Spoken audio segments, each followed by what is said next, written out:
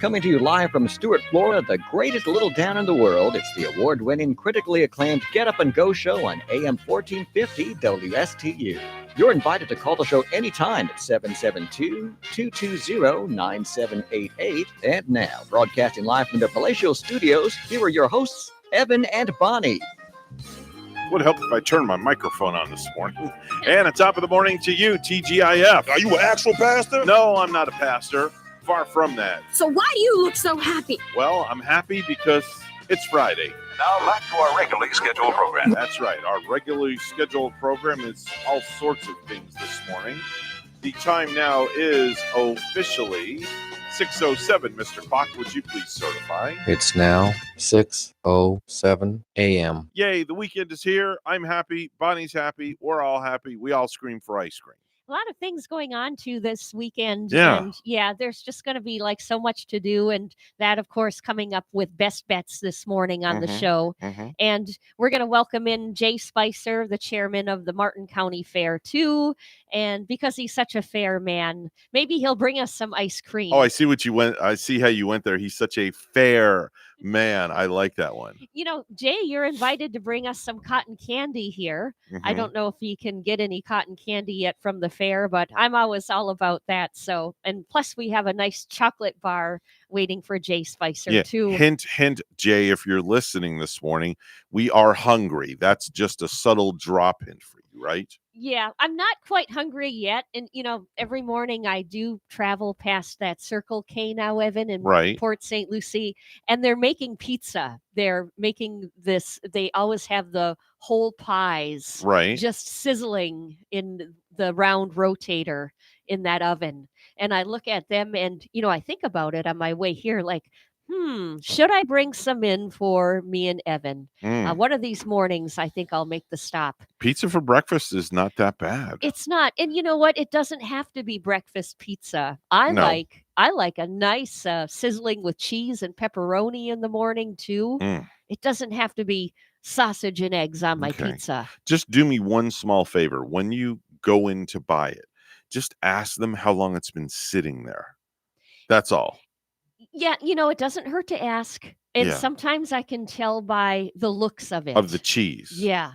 Because if it's got that little bit of brown well-doneness to it, it's been sitting a while. Yeah. And sometimes you can kind of tell if it's piping hot. And, you know, some of the convenience gas stations, some of it, I think they make some pretty delicious pizza.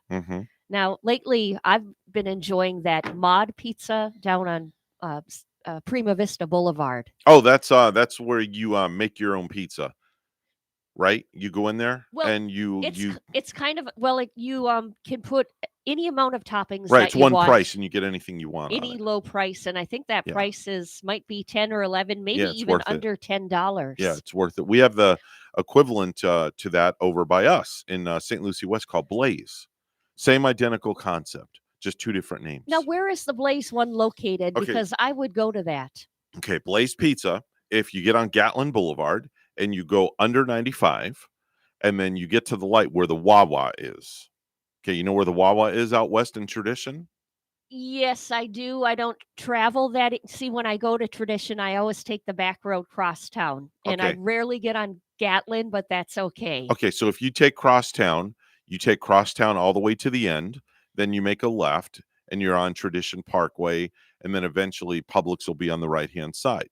You cross over Gatlin and go past the Wawa, and then a little bit, not too far, a couple hundred yards after Panda is Blaze Pizza on the right-hand side. That's kind of like in your general area, isn't it, Evan? You are like not too far away from I am 6 miles away from there. Oh, 6. Yeah, 6 miles away. I thought it might be a little I wish it was closer. I looked at those deals lately because I get the Stewart News, and they have the diningdeals.com section. And I went in there and I found a good coupon to one of our Marco's Pizza we like on Prima Vista Boulevard, Port St. Lucie. So I found like a $9.99 large pizza deal with cheese and pepperoni for there. I just came up with an idea. You set a light bulb off in my head. Since we're talking about food, I want to find a chef to come in here and whip up breakfast live on the air. Well, now That would be way cool. We kind of lost our calling because George went back to Kentucky, right? And and I was going to do that, but he was just so busy visiting all his friends. Yes. I was going to bring in the portable, excuse me. I was going to bring in the portable convection cooker that I have with the pots and the pans, but he's back in Kentucky. So I'm thinking I'm going to find me a chef somewhere. And I'm going to invite them to come in if that's okay with you. Oh, that's more than and that would be have more them than whip awesome. have them whip up a knockdown, drag him out 5-star award-winning breakfast for us live on the radio. Got to have the eggs and the bacon, and you got to have the hash browns with cheddar cheese and onion. Oh yeah, they'll cook up your food to order.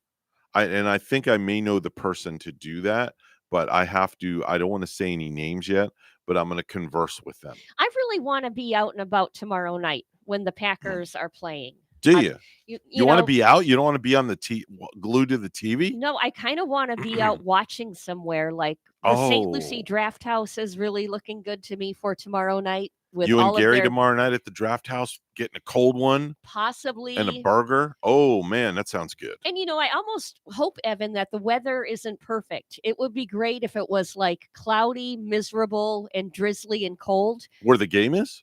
Yeah. Or here? Here, or actually here, watching it down in Florida, because you get that feeling of the atmosphere when you're inside the St. Lucie Draft House sometime, when you're watching on that big screen.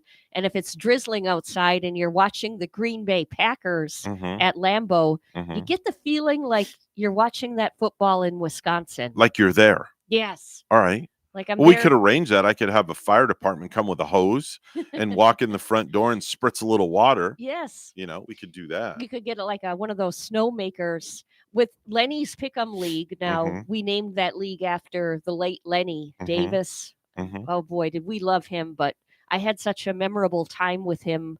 We were at another place in Port St. Lucie. We were at Lefty's. And we were watching the Packers play. He and I and some friends got together for a Sunday game. And that was pure enjoyment. And, just a good memory watching that game with Lenny. Now, see, you just got me. When I get back from Orlando, I'm going to go to Lefty's for lunch. I haven't been there in a while, but the food there is phenomenal. I have not been there in eons. I got to tell you. And that plaza is not too far away from where I live. Really close, right there on the corner of Port St. Lucie Boulevard and Veterans Memorial Highway behind the Mickey D's. And I like that whole strip plaza right there. The little shops that are in there, and you got to go to Lefty's. I think there's that Bogies and Stogies is still in there, the cigar place too. Go have some lunch, grab a cigar, and get a tattoo all in one shot. And then go to the Holy Thrift Store. There you go. And buy some clothes. There you go. You spend the day there, have lunch, have dinner, and get a little done. And they have that, you can get your exercise too. They have that nice boardwalk that they build out there going on out to the river now. Oh, I saw that going over the river. That's really cool. Jaden and I walked through that one day, and we kind of walked way out there, and it's very nice and scenic. Yeah. There are so many spots in this general area that you can visit, and just take a breather for a while and get into nature and get away from it. Definitely. And sit in Bogies and Stogies and have a beverage. There you go. Enjoy yourself. That's what it's all about. We are like all over the place. So this weekend, of course, you're going to be watching football, hopefully, at the local watering hole. I'll be freezing my duckus off, as they say, in Orlando. At the Magic Kingdom, where the high is only going to be 59 and the low is going to be 43. So if you're going to Gatorland, I wonder if those gators will be out or if they'll be rather docile. I think they'll be out. It's cold, and I don't think they'll be moving around much. But I don't know. Do they move around much in the heat? I don't know. I'm not sure. I don't know if they I don't know if cold affects gators, or does it make them want to burrow and get underneath the mud and stay warm? I noticed that when the heat comes out, they like to, once in a while you'll see one sunning on the bank. Well, you saw them in SeaWorld when you were up in SeaWorld. They had the alligator display. Did you recall seeing them? I didn't see them at SeaWorld. Yeah, they're off to the left as you come in the main entrance. You kind of bear off to the left, and then you have the Dolphin Cove, where the dolphins are swimming and frolicking. And then if you go to the right of that and you go down the walkway, it's on the left-hand side. We were following the kids and we were following Sue. But you had your tour guide. They must have seen that so many times, and Yeah. they probably just walked us. They avoided it and we followed them.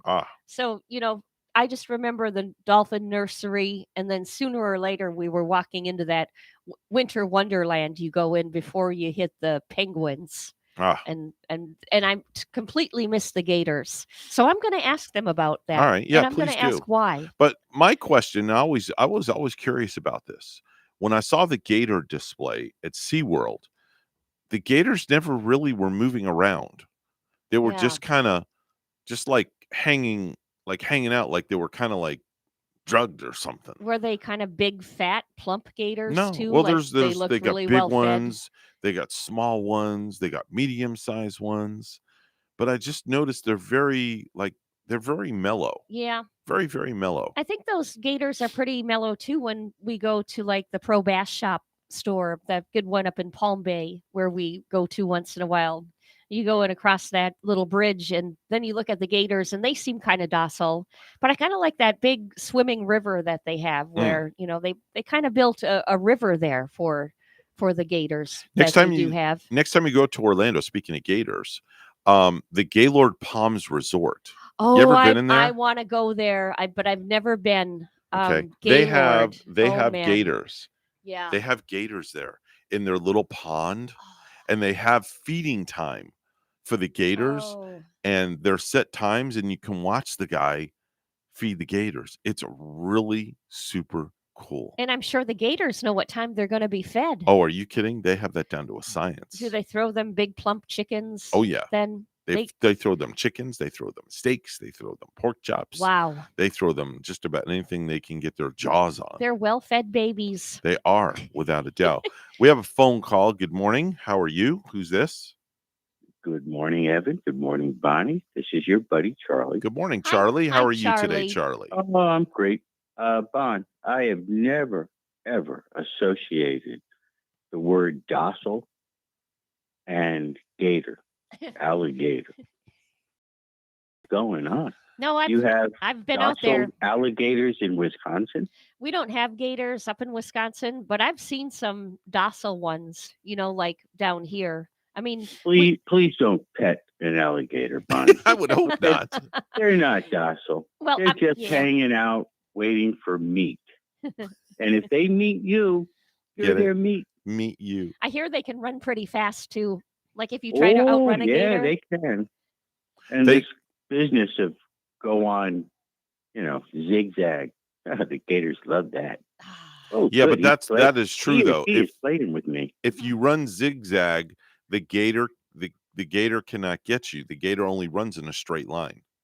Well, eventually you cross his path. Well, yeah, eventually you cross his path. That's what I'm telling you. Especially if you trip and fall. You don't want to make that mistake. No. No, and don't be jumping in any water with the alligators, Bonnie. They're not docile.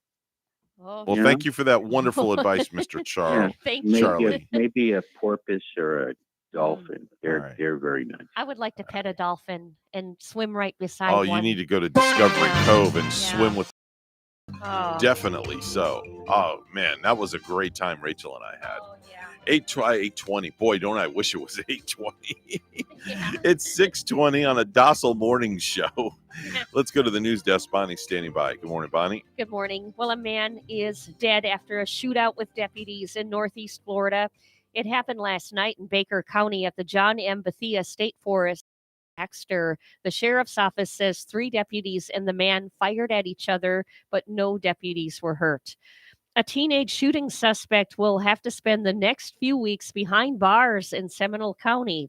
16-year-old Daravius Smith was in court yesterday after he allegedly shot an 18-year-old student at Seminole High School on Wednesday. Governor Ron DeSantis is providing an update on his wife's fight against breast cancer, and the news is good. Finally, just wanted to let everybody know that the First Lady, yesterday we completed the final chemotherapy treatment that she has to do. So DeSantis says Casey has responded well, and it's a big milestone, and they look forward to having more good news over the coming weeks and months. A new poll finds Florida Governor Ron DeSantis would have a tough time beating former President Trump for the 2024 Republican presidential nomination. Rick Holschel reporting. The McLaughlin and Associates poll asked likely voters who they would support in the primary.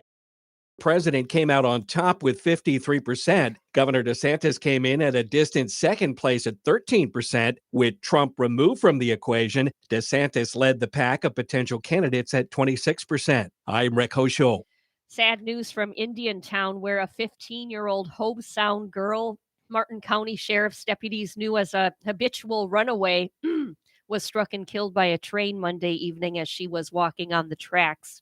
The train's coming up behind her at 78 miles an hour, Sheriff Chief Deputy John Budenseek said. The engineer sees her on the tracks, starts blowing the horn.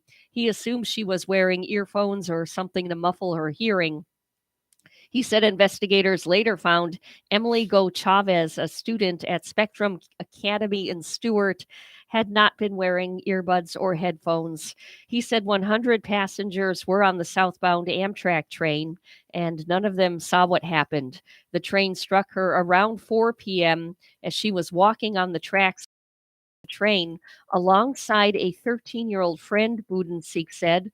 The victim's friend was kind of walking beside the tracks, he said. As the train approached closer to them, the engineer pulled the brake. He initiates the emergency shutoff switch, which tried to slow the train down. But of course, we know that trains don't stop like a normal vehicle, Budenseek said. In St. Lucie County, 3 major residential and commercial projects planned at the intersection of Midway Road and Interstate 95 are a telltale sign that widespread development in this area won't stop anytime soon. A new 1,970-acre, 4,000-home residential community at the intersection's southwest corner broke ground January 11. Wilder will be including 34 single-family homes, 600 multifamily units, and other neighborhood amenities. The first phase of construction will include a clubhouse, a swimming pool, tennis, pickleball court, sports field, a dog park, playground, and event lawn, according to Greenpoint Developers, LLC, headquartered in Jacksonville. The home building is expected to begin later this year, but the company did not indicate when it would be completed. And lastly, the disharmony between pop star Britney Spears and her younger sister continued as the pop star fired off a cease and desist letter.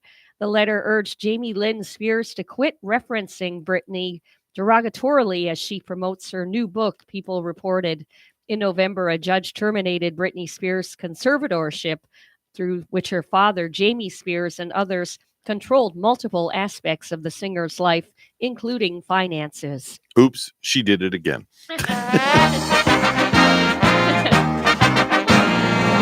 Aaron Rodgers balls around during an interview with Sportsnet and managed to slip in a jab at Tom Brady and the Patriots in the process. When he picked up his first ball, classic Aaron Rodgers, I'm starting to love this man more and more. Aaron looks at the camera and said, quote, "This is too firm for the Patriots."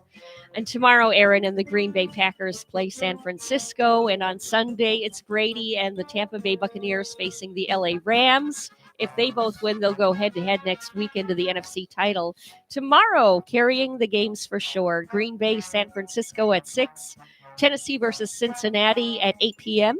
Heard on WPSL 1590 Global. And hear the games right here on 1450 WSTU. News time is 6:26, and we'll have weather and traffic together next.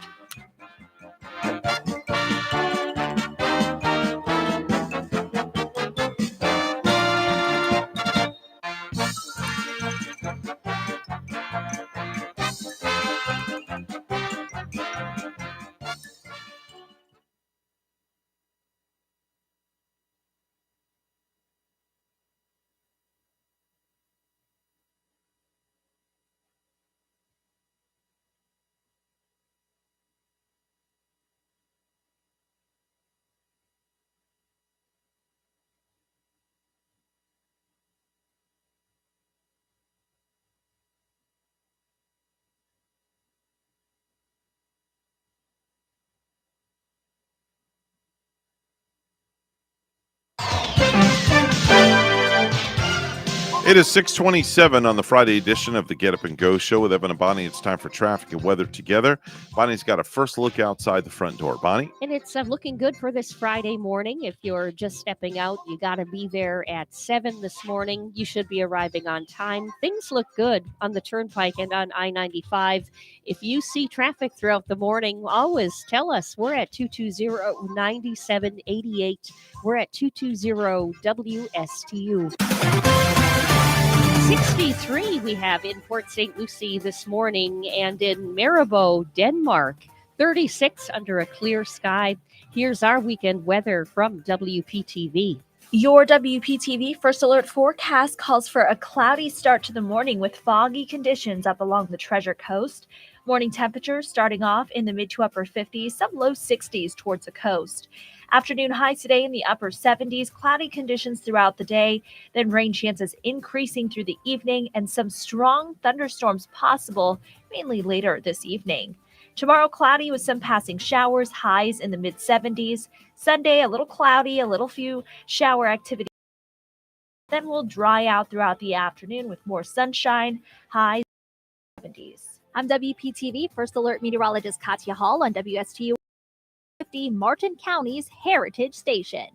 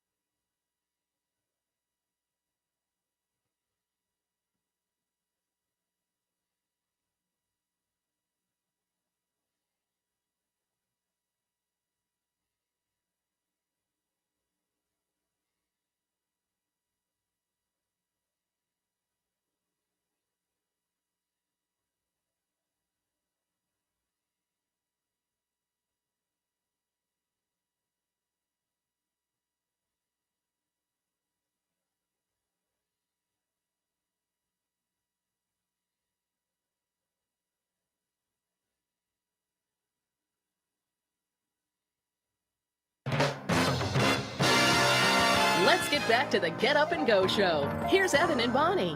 6:31 the time on the Get Up and Go show. It's time for some viral videos.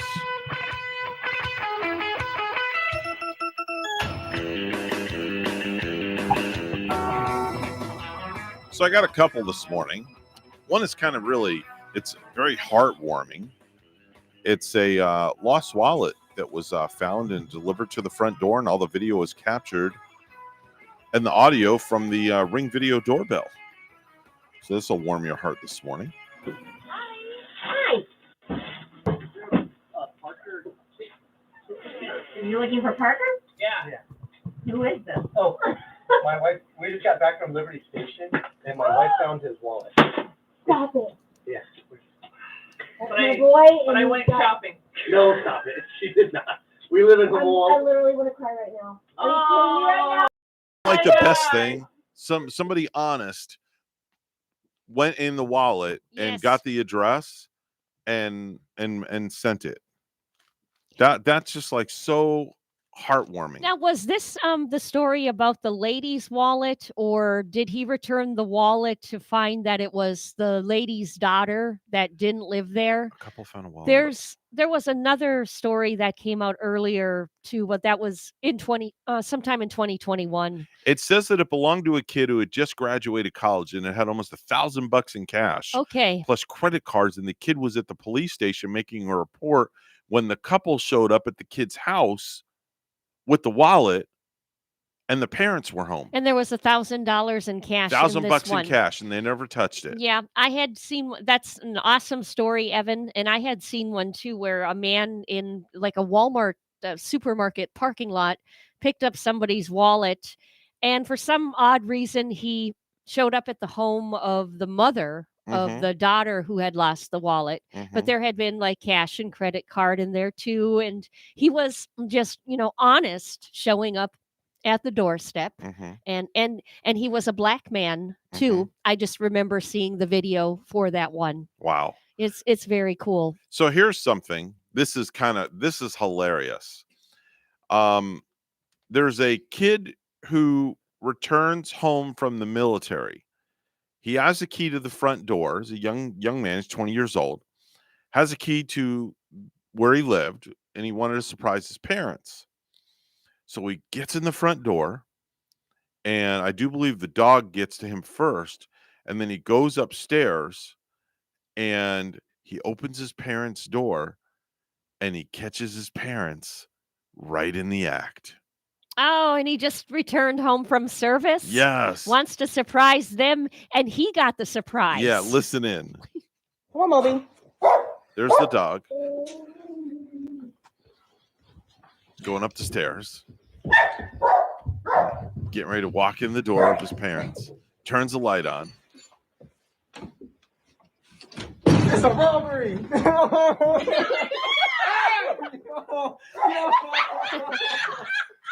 Oh my gosh. It's a robbery. He opens the door, goes, it's a robbery. And the lady, do you hear the lady hysterically laughing? Were they under the covers? I don't know if they were under the covers or not. Can you see any buff in that video? Let me see. No, there's nothing. There was nothing. Oh. There was nothing in that video. It only showed him. It went like this with his hands, like, oh no, my parents are doing it. How awkward gross. that is, though. I mean, you don't want to see that. You're excited about coming home from service, and you're just excited to be there. But as excited as you are, you're never excited to see that awkward moment. No. Or let alone even think about it. That poor kid's scarred for life. I kind of think so. That poor kid is scarred for life. But what's odd about it is he seemed to handle it okay. And then you're wondering, did he catch his parents in the act before? Or do they know they're kind of out-spirited and a little bit outgoing? I don't know. But I don't know. If I ever caught my parents doing the hibbity-dibbity, oh man, I'd be permanently scarred for that's just a sight I could never fathom. A sight in your mind too, the sights that you just don't even think about. No. Really. No. Oh, hey, Evan, I've got a cute story out of England where a little dog was seen stranded on a beach while the tide was coming in. He could have drowned. Nobody could catch this little dog because she kept running away. But then a search and rescue drone operator came up with a brilliant idea. What they did was attach a sausage to the drone. Really? A little sausage. Wow. It flew down close to the dog and followed it to. And a woman who lives nearby, she pitched in by starting to cook some sausage. Oh my gosh. Maybe give the dog more of these, put it on the drone, so the dog follows. Wow. I think that's just brilliant. Now you're really making me hungry. I am really hungry. I'm tempted to just get in the car and just go drive somewhere and get something. Oh, man. Lord have mercy. I got one more viral video. I'm glad that parent story, though, didn't make you lose your appetite. No. I thought it would. No, definitely. I definitely Well, if I would have been there and that would have been me walking in on my parents, I probably would have spilt my cookies. Yeah. That's just a sight I would never want to see. That's not a very No. It's not a very good memory. I mean, opening the door and watching your mom and dad do the hibbity dibbity. No. Oh, no, not good at all. There's a video of a reporter. She's doing a live shot and she got hit by a car right on the live shot. Oh my gosh. Just a little nick or an all out flat as a pancake being hit? Well, I don't know. See, I can't tell from the video, Bon. All right, let me make it a little bigger here, and then I'm going to hit play. Here we go. Now live in Dunbar, and Tori, they're not seeing any flakes, but wet roads. And now we're starting to experience, unfortunately, in freeze thaw, we see this, water main breaks. There it is. Got hit by a car, but I'm okay. I just got hit by a car, but I'm okay, Tim. That's the first for you on okay. TV, Tori. Woo! We're all good. I'm okay. Yeah, that's live TV for you. It's all good. I actually got hit by a car in college too, just like that. Wow. I am so glad I'm okay. Yeah. You're okay. You're okay. We're all good. This is She gets up. You know what? It's She dusts herself off. We're good, Tim. Man, And you there are she so is. sweet and you are okay. And she It is goes all back good. live. Oh Lord. So it's my last week on the job, and I think this would happen. So you were bumped specifically to in, me, Tim. were you bumped down low, Tori, or were you hit up high? I couldn't really tell from the looking. I don't even. Do you know if I was bumped down low or up high, sir? I just saw you disappear I don't out even of the know. screen. I don't even know, Tim. I'm before my eyes. But this is live TV and everything's okay. So there you go. That looked far more serious than she made it seem. The way it came from behind her, and it looks like it could have seriously injured her back or some sort of thing. I got to give her credit, though, because she kept her composure. She really kind of did. Yeah, on she did. live TV. Now, if that would have been me and that happened to me and I was reporting, I would have been like all over that person driving that vehicle. Every other my mouth would have probably not been something in the Bible, so to speak. Yeah. If you know what I'm saying. Yeah, some people would be handling it differently. I don't know how I would have handled that if I would have tried to maintain or composed. But the way she got hit, it looks like she got hit pretty good, pretty sudden there. The car wasn't moving all that fast. I will say that much. The car was not moving all that fast. It was moving at a slow pace, so to speak. We didn't really see. Did the car? Was it? No, it's going forward, and it kind of like sideswiped her. Like I guess the car was turning, and it turned a little too sharp, so the left front side of the vehicle where the mirror is what caught her and knocked her down. Yeah. So thank God for that. Looked like she got knocked down pretty solid, and she carried on okay. Yeah. You do online shopping, right? I don't. I thought you did. I have to. I thought you do the whole Amazon thing. I have to go and especially if it's clothing, I have to hold it, smell it, try it on because my sizes vary from store to store. Okay. And the last time my Nike shoes came when Gary ordered them from Amazon, and they were the wrong size, even though I usually wear a 7.5. I don't know why they were small. I like to do my shopping physically. Okay. Very rarely do I shop online. I thought you did shopping online. I'm No. sorry. I apologize. No, Gary's the one in our house that does. Oh, he does that. He Okay. doesn't care to go anywhere. Okay. He'd rather stay at home, order it online. I'm the one that goes out. Okay. Well, I have a list of the top 10 ways that you can tell that you are an online shopping addict. An that you're addict. addicted. Uh-huh. Addicted. And I will be the first to are admit you a little bit? I'm Yeah, addicted to yeah. Amazon. I have spent buku bucks on Amazon. It's kind of easy to get on there and get lost in it and start clicking away and not, and then you just like telling yourself, yeah, I can handle this on my credit card. I'll pay it later. That sort of thing. I feel like I'm in a large department store in my own private domain is what I'm doing. I feel like I'm shopping in this ginormous department store that has everything and I never have to leave the confines of my bedroom. Amazon is actually, it's going to be a first happening in LA. They're going to have their first brick and mortar store right in a shopping mall. So the irony is, having some of these malls and these small stores gone down because of Amazon getting so big and such a monster. Now they are opening up a physical brick and mortar in the LA shopping There's one area. in the Gardens Mall down in Palm Beach Gardens. There's an Amazon store down there. One already there too. Can you yes. buy like clothing in there? And I'm not sure. Phil went there. Uh-huh. That's where he got his gaming system. Oh, right. Remind me to tell you about the robot that brought my food out yesterday to the table. Okay. I'll a little later on. Interesting. It's really cool. Remind me next if we have time at the end of this hour. I'll tell you about it. The robot's taking over now. Yeah. But I have the top 10 ways to tell that you're an online shopping addict. Number 10, you have at least one item or more in multiple carts online in various websites. I've done that before. I'm guilty of All that. All of those cookies are scattered everywhere. Yeah. I'm guilty for that. Coming in at number 9, your dog is allowed to sign for your packages with its paw. Excuse me, I have to go to the bathroom for a minute. Yes. Kaya, just sign. Yeah, thank you very much. Bark, bark. You have number 8, you have a constant supply of food and beverages coming to your door, so you don't have to stop shopping, and all of it was ordered online. Yeah, some people are actually doing that. It's sad. Yeah. Number 7, you haven't gone to a mall or a department store since the late 80s. Wow. That's addiction at its best. Yes. Number 6 is when you and your friends get together to go shopping, you all sit in the living room sending one another links to various items online. The friends are in the shopping addiction too. Oh. It's it's like alcoholics drink together, shopaholics shop with friends. Exactly. I wonder if they have Shopaholics Anonymous.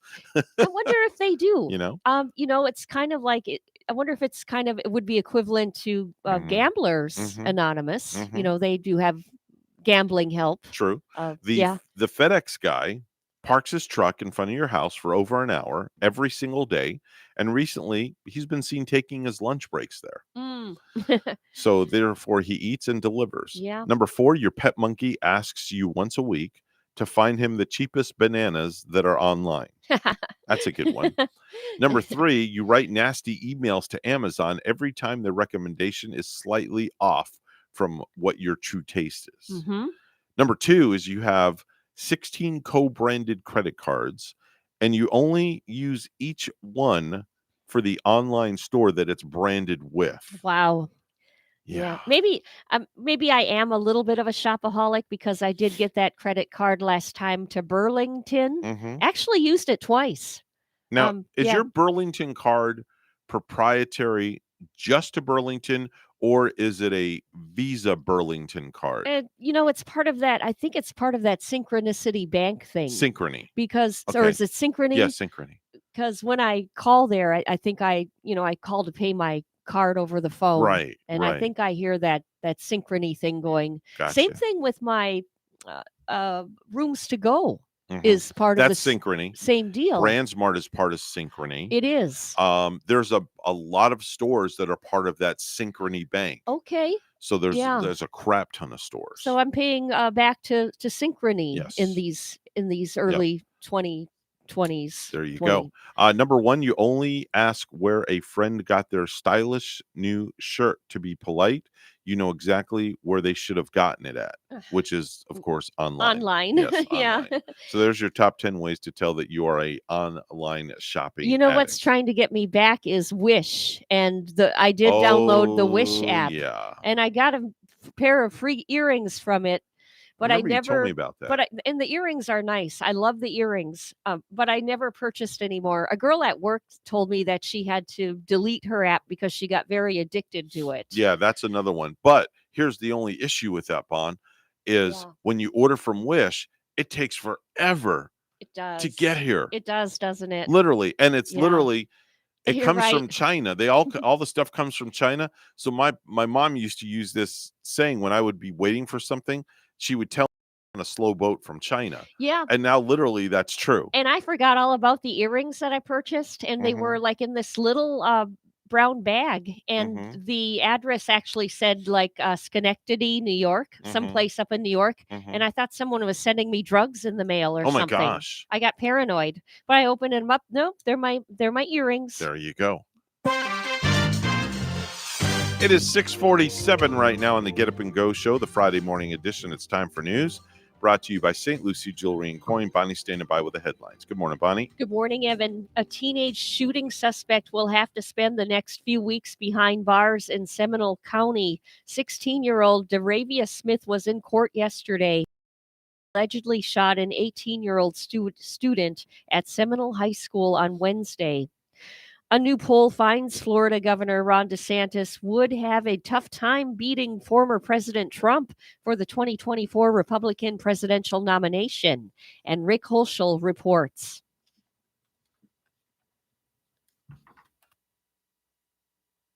Its poll asked likely voters who they would support in the primary, and the former president came out on top with 53%. Governor DeSantis came in at a distant second place at 13%. With Trump removed from the equation, DeSantis led the pack of potential candidates at 26%. I'm Rick Hochul. Alcohol may be partly to blame for a disturbance on a flight out of Miami International Airport. American Airlines Flight 38 was en route to London Wednesday when it turned around and returned to Miami because a couple refused to wear masks. They reportedly appeared to be drunk.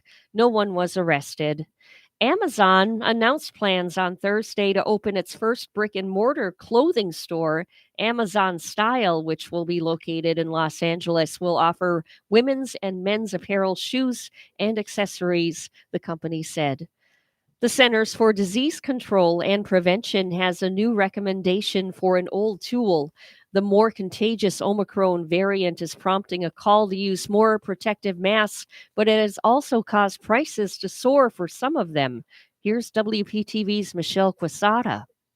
Cloth masks no longer as effective. That's according to the CDC. The new recommendation is to wear the N95 or KN95 mask. They've been a little hard to find, but that's going to change starting next week. One should go above the top of your head. The CDC now says even multi-layer cloth masks do not provide enough protection against Omicron. Normally, scientific facts come out after, scrupulous, data analysis, 10 back and forth. We don't have time for that because this thing is coming at us. Infectious disease specialist Dr. Ramprasad Gopalan says now that there is a federal stockpile of N95 masks and high transmission of Omicron, the CDC is strongly encouraging people use N95s or KN95s over cloth. The size of the particle it filters in an N95 obviously is way superior to a cloth mask. But since that recommendation, prices for the masks online have soared. On Amazon, Medic Pro N95 masks are going for $120 for a pack of 50. A pack of 10 or 20 from other manufacturers can cost you $30 and up. Some pharmacy websites don't even have the N95 or KN95 in stock. Jean Tavares says her son was able to find them online. I just got it yesterday, so I'm going to start wearing it. Starting next week, the federal government plans to send 400 million N95s from a stockpile reserve to local pharmacies and community health centers for free distribution. We have to think about the other people around us. If that is more effective, why can't we do that? The CDC says cloth masks can still provide some protection as long as they are fitted. The goal is to make sure you cover both your nose, your mouth, and there is no leaks, and it fits against your side of the cheek perfectly well. Michelle Quesada, WPTV, News Channel 5. The Okeechobee School District will no longer be notified when a student tests positive for COVID-19. The move is being made by the Florida Department of Health in Okeechobee County due to an overwhelming number of COVID-19 cases. Contact tracing will be eliminated for school-age children. If your child tests positive, is waiting on test results, or is showing symptoms of COVID, please keep your child at home, said Okeechobee School District Superintendent Ken Kenworthy. The days will be excused and all work can be made up. Well, lastly, I'm very sad to report this on some entertainment, U.S. singer and actor Meatloaf has died at the age of 74. His family has confirmed. The Bat Out of Hell singer passed away on Thursday night with his wife Deborah at his side. Meatloaf, real name Michael Lee Aday, sold more than 100 million albums during his lifetime. His amazing career spanned 6 decades that saw him sell over 100 million albums worldwide and star in over 65 movies, including Fight Club, Focus, Rocky Horror Picture Show, and Wayne's World. And Bat Out of Hell remains one of the top 10 selling albums of all time. Meatloaf, dead at age 74.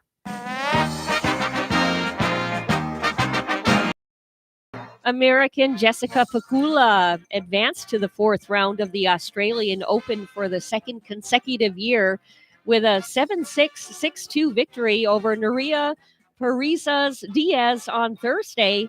The tournament's number 21 seed recorded 7 aces and 20 winners in the 91-minute clash. She'll next face 5th-seeded Maria Sakkari, who cruised past Veronika Kudermetova with 6-4, 6-1 victory. News time, we have 6:53. We'll have weather and traffic together for you next.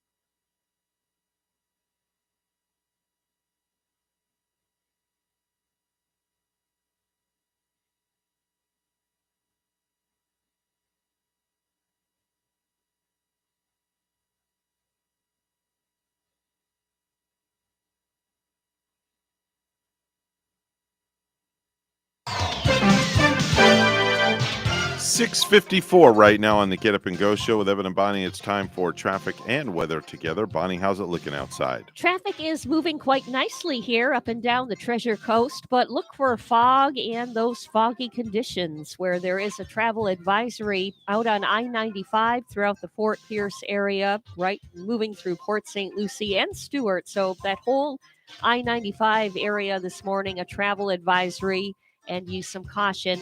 If you see something, say something, let us know at 220-9788 at 220-WSTU. Stewart. And in Glendale, California this morning, 53 under a clear sky. And here's more on our weather at WPTV. Your WPTV First Alert forecast calls for a cloudy start to the morning with foggy conditions up along the Treasure Coast. Morning temperatures starting off in the mid to upper 50s, some low 60s towards the coast. Afternoon highs today in the upper 70s, cloudy conditions throughout the day, then rain chances increasing through the evening and some strong thunderstorms possible, mainly later this evening. Tomorrow, cloudy with some passing showers, highs in the mid 70s. Sunday, a little cloudy, a little few shower activity to start off the day, but then we'll dry out throughout the afternoon with more sunshine, highs down to the low 70s. I'm WPTV First Alert Meteorologist Katya Hall on WSTU AM 1450, Martin County's Heritage Station.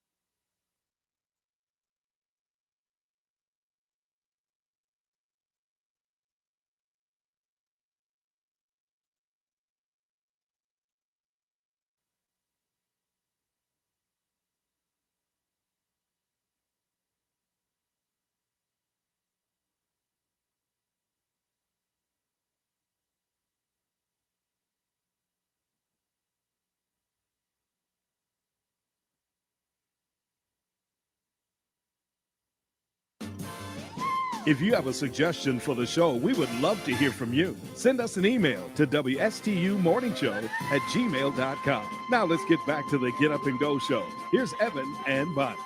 Time now, 6:58. Bonnie, earlier I was telling you about, went out to lunch yesterday down in West Palm to 2J's, where I met with my daughter and my business partner, and we ordered, and a robot brought our lunch over to the table. The damnedest thing I've ever seen. I haven't never been out to eat now to experience a robot yet. Yeah. And I've heard of it happening down in like the Fort Lauderdale area, Miami. Now it sounds like it's getting closer to home. It was crazy. It was the craziest thing I've ever seen in my entire life. Were you able to ask the robot to like get you some ketchup or get you extra cream for your coffee? No, or the anything? robot brings the food over to the table. Then the waiter takes it off of the robot's tray and places it on your table for you. Oh, okay. So it's a great robot helping the waiter carry those heavy set dishes. And I mean, it's like, that's cool. It has a screen and it talks, and I'm like, wow, this is ingenious. That's great, because sometimes with those waiters, I often thought they should be like an octopus, like they need 8 hands. I know. Wow. Hey, we're going to take a short pause for the cause. We're WSTU Stewart, Martin County's Heritage Station. The news is coming up next.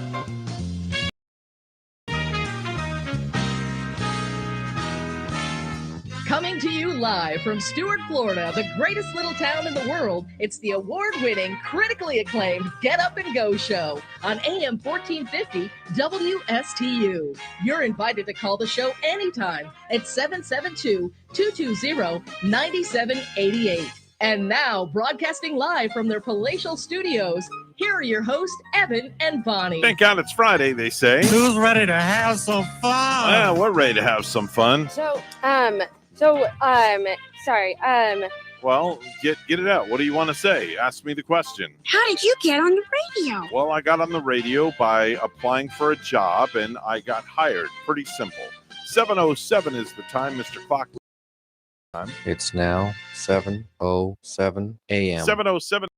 Been running at warp speed this morning, hour number 2 for me and you. I thought it was going to be chilly this morning, Bonnie. Got up and I'm like, man, it's shorts weather again. Yeah, and I'm enjoying that. And I hope it's not too chilly tomorrow. Last Saturday, I was in angst from my run because I wear these scrubs. Mm-hmm. Oh, you know what? The scrubs that I'm wearing now. Mm-hmm. So I'm wearing these scrubs that tie right here. At the ankles? At the waist. Okay. A little black tie around the All waist. right. Okay. And then, oh, good gosh. And then I was kind of like pulling up my scrubs while I was running last Saturday, Mhm. and they're falling down. And I tried to tie them tighter, like really tight around my waist. And I Mhm. tied that little sucker in a little knot. Oh, no. And then I still ran around the neighborhood with my pants feeling like they're falling down. So you had Grandpa Joe's fall down pants. I did. Nice. It kind of Love cut, it. It cut my run short. So Okay. tomorrow I'm hoping I can just put on a pair of shorts to wear. Don't you hate that when you tie something? This has happened to me.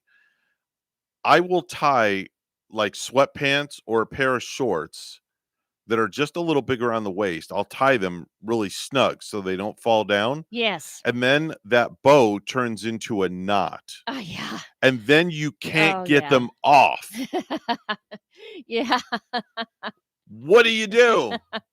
Do you go to the neighbor's house and say, hey, can you undo me down below? You get some scissors out. You get a scissors or a sharp knife and try not to cut yourself. Slice that's yourself in the dangerous. thigh or the leg or anything. That's dangerous. But the best thing to do is just to get the pants without the tie. Yeah. I don't want to put up with it anymore.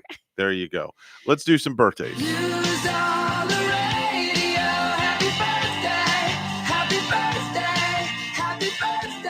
It's time for birthdays, anniversaries back in the day. Bonnie, we always start with you first. I have nobody to wish the happy birthday wishes to. Nobody. All right. Before I get into my list, I think I know who's calling. I do, because they want to wish somebody a happy birthday. I think this is who I think it is. Good morning. Good morning. It is who I thought it was. Yes. She's calling to wish somebody a happy birthday. Right on. Go ahead, dear. My dad's birthday is tomorrow. All right. What's your dad going to be doing tomorrow? I don't know. He's retired. You should send him a gift card. Do they have like a Bass Pro Shop up his way? I don't know. You should send him a gift card to that, like $50 or $100, where he can just go and splurge. Oh, you just like to spend my money, don't you? It's kind of like I'm coming off Christmas where I was spending for everybody. I spent a lot this Christmas on people. You okay there? Or did you fall out of the truck? No, I just put it in park. I just pulled into the parking lot at work because Wow. I came in early because I'm going to get my hair braided. Oh. She goes to work she works at a daycare and she gets her hair braided at the daycare. I do not work at a daycare. Oh, I'm sorry. She's a school teacher. Where are you going to get your hair braided? The school? One of the teachers will do it for me. Oh, you're so lucky Yeah. to have a friend that, can do that sort Hopefully of it'll thing. stay in all weekend. That's the accomplishment. My next, Yeah, usually I get Gavin's girlfriend to do it. Okay. My next, I'm going to go, I think I'm going to go to somewhere expensive and fancy, like on my next hair appointment. Well, we could send Gavin's girlfriend over to you and she'll braid your hair for you. Is she going to school for that sort of thing? No, but she does a damn good job. She has the Yeah. knack of doing it. Yeah, she's really good. I wish I had that knack. All right. Well, happy birthday to Gary. We got other birthdays we got to get to. Have a wonderful day, and I'll see you around 3:30, 4 o'clock, and we're off to O-Town. Yep. All right. Talk to you later. It's Boo Stewart's birthday, 28 years old. He's the telepathic werewolf Seth Clearwater in the Twilight movies. Never heard of him before. Oh, Have you? He's in Twilight? Yeah. What does he play in Twilight? He plays Seth Clearwater. Seth Clearwater. Yeah. I've probably seen. Does he turn about 38 today? 28. 28. Yeah. Okay. I think I've seen his vampire type character in that one. Luke Grimes is 38 years old today. That's Kevin Costner's son, Case, on Yellowstone. Gotta start watching Yellowstone. Mhm. Ooh, that's what I'm going to do this weekend. Tell me. Along with the Green Bay Packers, I'm going to tell my honey we got to start watching Yellowstone. Okay. The weather getting so cold like it is, it'd be a good time to snuggle up and do it. Oh. I just hear it's really good. The weather outside is frightful. I think we got to, download that Paramount app or some sort of thing. Not too hard to do. No, really easy on a smart TV. Yeah. Very, very simple to do. I want to get it. Emma Baby Spice Bunton. Baby Spice from the Spice Girls. 46 years old today. The baby one. The baby of the bunch. Does that mean she is the youngest one of the bunch? I think so. I'm not sure. I think What so. is there? Emma Spice There's and Emma. There's Baby Spice. There's Shorty Spice. There's Scary Spice. And there's one other one. Posh, the Posh Spice. lady that's married to the professional soccer player. Oh, yeah. David Beckham. Yes. Yeah. Yes. They are very posh. Ken Leung is 52. That's Miles on the Lost. Charlotte Ross is 54 from NYPD Blue. Charlotte Ross from NYPD Blue. Mhm. I got to look her up. Because I don't know what character that is, but I loved that series. Hakeem Olajuwon is 59 from the basketball world. Oh, yeah. He's a basketball legend. Mhm. Billy Ocean. Oh, man. Did you Remember like him? You liked his voice? He had some great songs. He had a very good voice, didn't he? Yeah. Yeah. He had a very a high octave voice. He had more of a higher voice than a bass voice. I thought it was more bass, like when the going gets tough, the tough get going, and suddenly you're in love. I thought his voice was a little bit more bassy to All right, me. now you got to make me get it. And more low. Let me find it I here. could have sworn Billy Ocean was in that lower octave. What is that? Suddenly you were asking about? Yeah. Suddenly you're in love. Nice love song, a love ballad there. Let's see here. Let's dial that. It's a nice part about the internet. You can call up anything that you want at any time. And play it, and yeah. All right, let's see if it's going to give me a commercial. Yeah, it gives me the commercial. Of course. So, of course, now we got to wait for the commercial to play. And, there it says skip ads. Okay, here we go. The people outside waiting. Okay, here we go. Well, if I had to do it all again. There he is. Yeah. And you know what? I never knew that he looked like that. That blows me away. That blows me away. I've never seen him before. That's the kind of the way I pictured him, though. Really? Yeah. He's such a beautiful voice. But when I look at him, you know who I think of? I think of G when G had his dreads. Yeah, I Right? saw G there when I saw that too. Right? Mhm. G kind of flashed in front of me there Say, for a G, second. you're kind of looking like Billy Ocean nowadays. Brother from a different mother was a sister from a different mister. Placido Domingo, 81 years old, one of the three tenors. Jack Nicklaus, the golfer, 82 years old today. Wow. Uh-huh. Here's a good one, Bonnie. Do you remember playing Mac Davis on the radio? Mac Davis. Mac Did he sing Davis. something about Be My Baby song or having my baby? No, that was Paul Anka. No. What did Mac Davis do? I think he had didn't he have like blue eyes and like sandy curly hair? And what did he sing? Tell me if you remember this song. Okay, let's see here.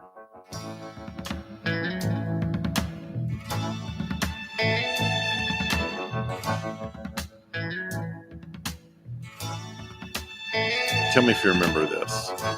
Girl, you're getting that look in your eyes.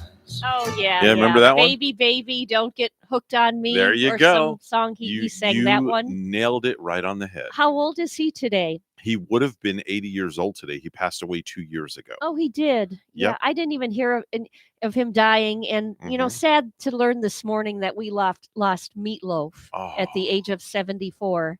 That really kind of broke my heart because I grew up on his Bad Out of Hell album. I had the whole album and I used to listen to that record, and I would read the wording, the lyrics on the sleeve inside, and man, that just came as a shocking surprise to me. Yeah, I was very shocked. Here's a little Meatloaf. Maybe we can talk all night. Such a great voice. But that ain't getting us nowhere. There was another song that he did that was really popular. He had a powerful voice. You know, my brother saw him in a concert hall in Madison, Wisconsin. And he had been like all the way at the back of the pack of people. And then Meatloaf's microphone had cut out. It either had cut out or they just took his microphone away. Meatloaf kept singing, and my brother could hear his powerful voice all the way in the back of that auditorium. I just found the song that I was looking for. It skipped my mind, and then this one.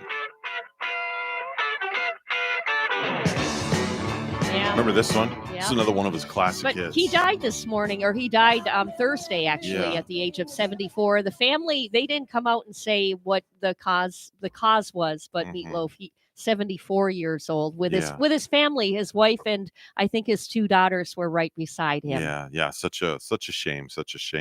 Let's do a little bit of back in the day if we could. Back in the day, well, I always like to do kind of old back in the day at first. Love it. In 1908, New York City lawmakers passed a law making it illegal for women to smoke in public. Whoa! Oh my. Mayor George McClellan Jr. wisely vetoed it 2 weeks later because he realized that if chicks couldn't smoke in public, the guys would have a harder time spotting the girls who do. I like that one. I don't want to go out with her because she smokes. Let's go to some music history of 56 when George Harrison married his first wife, who was Patty Boyd. The two met on the set of the movie A Hard Day's Night.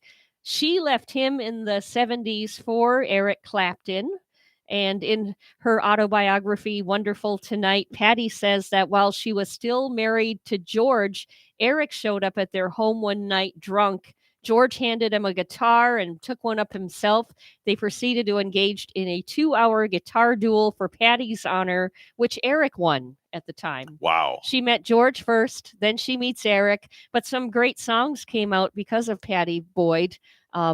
Something that was written by George Harrison, and we had Wonderful Tonight come out, and Layla from Eric Clapton. Oh, one of my all-time favorite songs. And Layla. all because of Patty Boyd.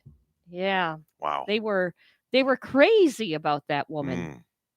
Let's go to 2013, 9 years ago, when President Obama was inaugurated for his second term on Martin Luther King Jr. Day.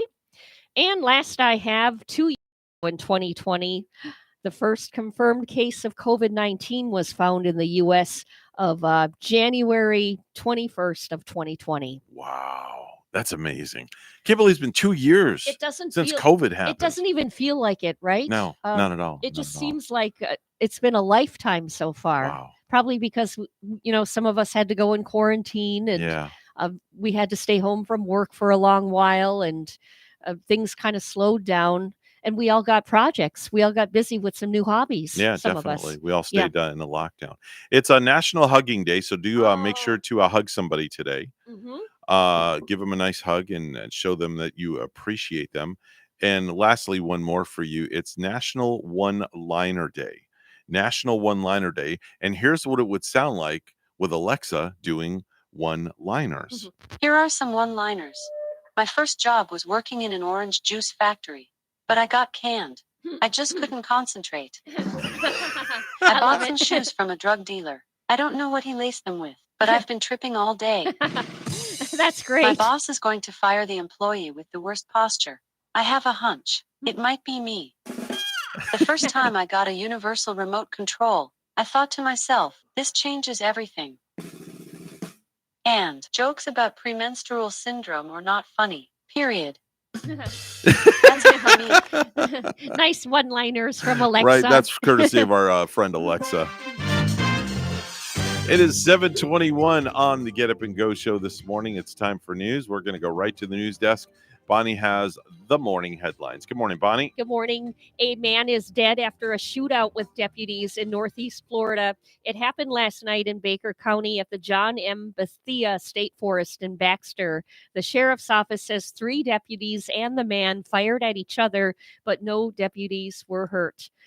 Governor Ron DeSantis is providing an update on his wife's fight against breast cancer, and the news is good. Finally, just wanted to let everybody know that the First Lady, yesterday, we completed the final chemotherapy treatment that she has to do. So DeSantis says Casey has responded well, and it's a big milestone, and they look forward to having more good news over the coming weeks and months. Sad news out of Indiantown, where a 15-year-old Hobe Sound girl, Martin County Sheriff's deputies knew as a habitual runaway, was struck and killed by a train on Monday evening as she was walking on the tracks. The train's coming up behind her at 78 miles an hour, Sheriff's Chief Deputy John Budenseek said. The engineer sees her on the track, starts blowing the horn. He assumes she was wearing earphones or something to muffle her hearing. He said investigators later found Emily Go Chavez, a student at Spectrum Academy in Stewart, had not been wearing earbuds or headphones. He said 100 passengers were on the southbound Amtrak train, and none of them saw what happened. The train struck her around 4 p.m. as she was walking on the tracks with her back to the train alongside a 13-year-old friend, Budenseek said. The victim's friend was kind of walking beside the tracks. As the train approached closer to them, the engineer pulled the brake. He initiates the emergency shutoff switch, which tried to slow the train down.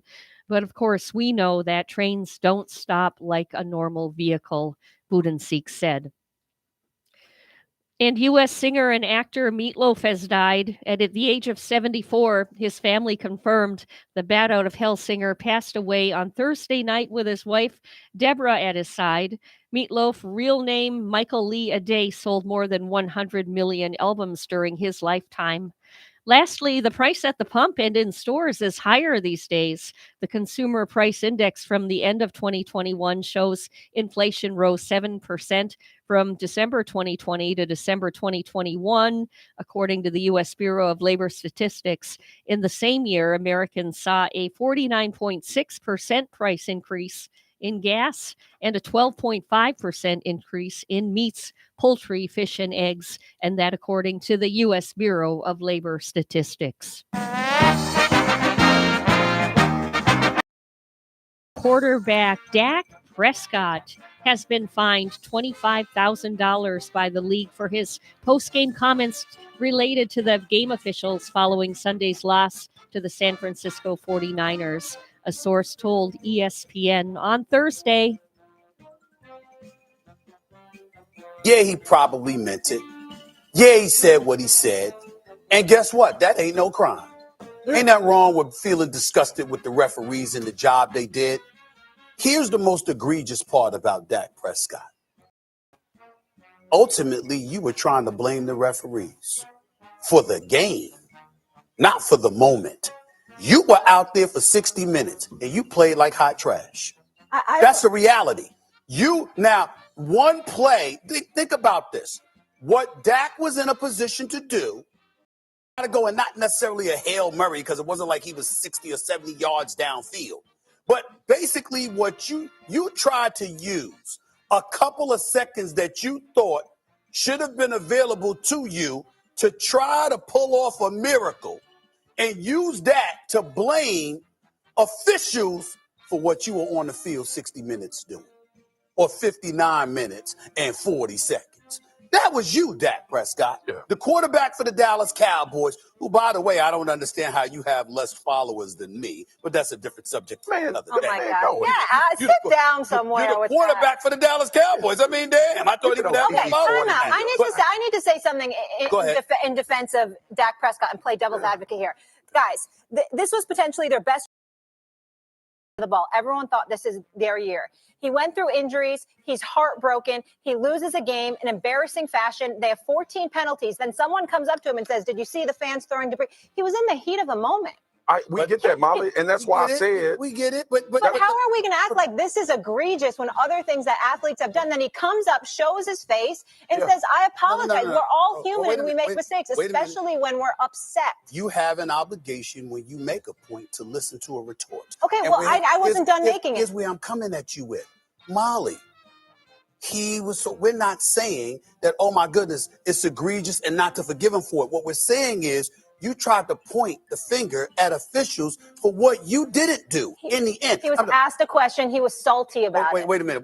But you salty about it and you were looking to point the finger at Molly, someone other than yourself. Yes. You did not play good. You came up short. He did come out later too and tweeted to over 1 million of his followers apologizing about it. And yeah, I kind of agree with her. He was in the heat of the moment. What would you do? We have games to hear. We're going to air them on Sunday with the Tampa Bay Buccaneers playing the LA Rams. Get started at 2:30. Kansas City versus Buffalo. Game at 6:30 on Sunday night. Those NFL playoffs can be heard on 1590 WPSL Global. Our news time is 7:28, and we'll have weather and traffic together next.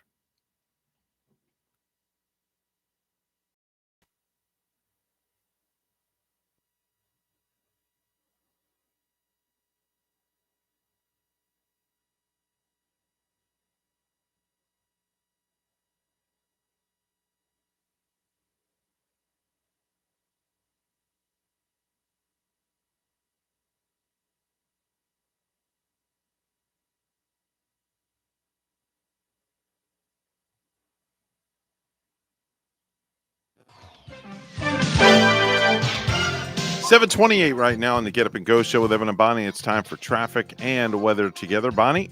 There is an accident in Palm City. This one is on I-95 northbound. It's a vehicle crash. I-95 northbound, it's at mile marker 106. There's no roadblock.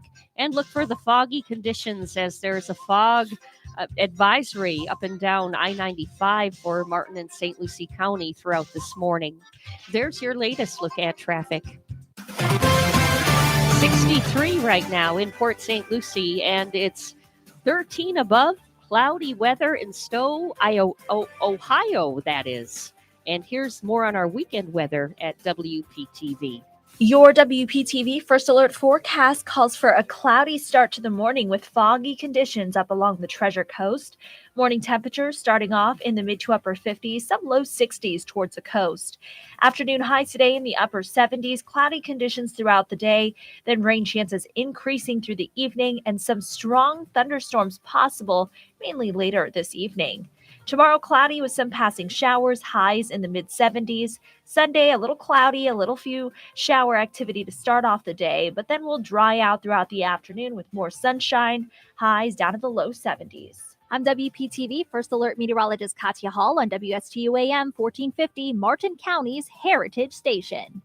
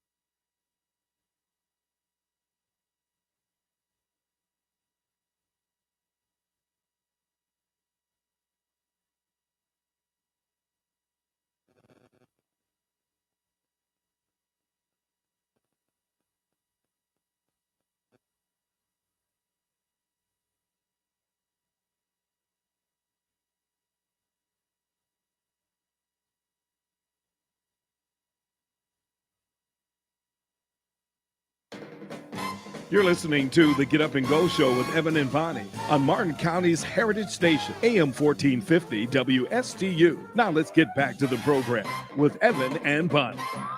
This is not headline news. YouTube will stop making original shows. Way ahead of you, responded CBS. Snoop Dogg and Martha Stewart will host this year's Puppy Bowl. And it won't be the only bowl Snoop does that day. Today is International Sweatpants Day for the 751st straight day. And the Mars Candy Company is making changes to its M&M characters to make them more progressive. For instance, the brand is by cops nearly as much. And in related news, these kisses will now require consent. This is not headline news. From not headline news, we go to the stupid stuff. And now it's time for Stupid News. It's so stupid and awesome. Where we ask the important questions. Are some people too stupid to live? Why are people so stupid? So there's a woman, Bonnie, that has gone viral on TikTok. Go figure. Seems like everybody's going viral on TikTok these days. Too many people are going viral. I know. Well, there's a woman who's gone viral on TikTok, not TikTok. After she shared the extreme lengths that she went to see if her boyfriend had even cheated on her. And people can't decide if it's a genius idea or if she's psycho. She went to some extreme lengths to see? Yeah. I want to hear this. All right. Well, her name is Lois Sanders. And Lois was sitting with her boyfriend when out of the corner of her eye, she spotted a yellow wrapped tampon and mascara under his wardrobe, which didn't belong to her. Now, when she confronted him about what she found, he denied everything. Now, she took matters into her own hands. She went on TikTok, who her username is Louisa4, to share her story. She said, when you find a tampon and mascara under your boyfriend's wardrobe and then deny everything, you have to investigate it for yourself. Now, what is meant when they say under his wardrobe? What are they meaning? Is he sitting on it? Like, is it underneath his jeans? Is it maybe inside his shirt pocket? Is he bringing it to school for a younger sister, maybe? Not sure. But in the video, which has been viewed over 4.1 million, Bonnie, 4.1 million times in less than 24 hours, Lois revealed that she contacted sanitary product company Tampax to find out when the tampon was manufactured.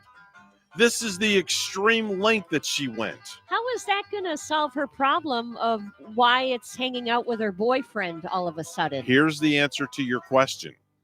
Luckily for Lois, the employee, whose name is Grace, responded to her query and told her that the tampon was made way back on December 11, 2019. Lois' boyfriend theorized that the tampon must have been left behind by a previous female university student before he moved in to the dorm. It was left behind, but left behind. But was found on his attire? It was found, I guess, under his clothes or okay. or whatnot. Oh, maybe like found in his apartment. Yeah. Or yeah. So she went to the extreme of getting a date code off the box and calling the Tampax company. Hey, but when you want to find out, you really want to find out. And boy, did she want to find out. And I can't blame a girl for wanting to find out because that could make or break your relationship. Plus, I wonder if they were engaged or anything. I don't know, but that's just a little extreme. Well, you really, I'll tell you what, when you really want to find out, you have to find out. That could draw the measure of her future. So I don't blame the woman. That would... I want to say something, but I can't because I don't want to offend anybody. Yeah. But that would be like, I guess I'm just going to go for it. That would be like a man finding a condom under a woman's clothes. Would the man call the Trojan company and give them the date code to see, You see what I'm saying? You reverse the situation Now, there. no, it depends if it was in a closed wrapper or not. Yeah, this is true. Well, if it wasn't in a closed wrapper, there'd be no date code on it. That's for sure. You'd have to have an investigator come in and, to find out the measure of timing. Inquiring minds want to know. Transportation officials in Minnesota said a stretch of highway was closed this past Thursday when a truck lost its load of potatoes. Whoa. And the spuds froze on the road. Oh my gosh. They froze on the road. Was it destroying people's already inflated tires? Well, they had to bring in special equipment, which was needed to be brought to the scene because the spilled potatoes were freezing to the asphalt. All of those wasted potatoes. Man, my heart is crushed. I Well, love taters. Salt works well on freezing roads, but what if you followed it up with a little bit of pepper and then get out a human big oversized flamethrower on the road, put that on the plow, and you've got some hash brown potatoes. Right. I was going to say salt does go good on potatoes There too. you go.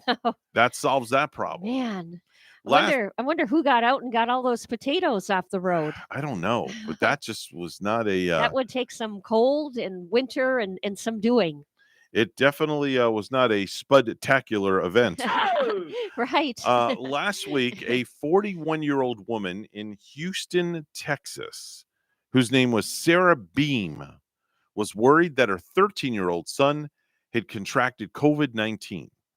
So she stuffed him in the trunk of her car and drove him to a testing site. When she got there, she admitted that the kid was in the trunk. Stuffed him in a trunk? Yes, because she didn't want to catch COVID-19. So the kid is sick. Let's just stick him in the back of the trunk. Well, she told health officials that she did not want to catch COVID-19, but naturally, they were concerned and told her that they couldn't do anything until he was placed in the back seat.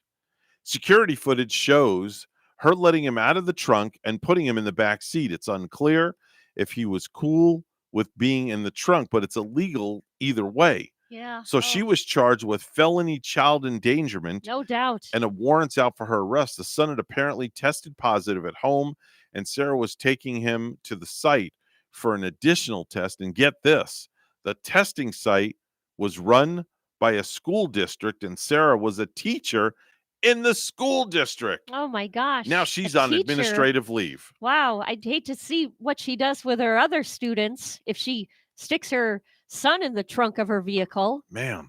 I wouldn't want to be in that classroom. No, not at all. Police who pulled over a suspected drunken or drugged driver in Pennsylvania discovered a live deer that had apparently been hit and then placed in the hatchback area of the person's car. Mm-hmm. Have you seen those kind of videos where they're driving and all of a sudden the deer back there comes to life? The occupants told police they had realized the deer was still alive, but kept driving anyway. Oh my gosh. Police said they told a passenger to release the deer.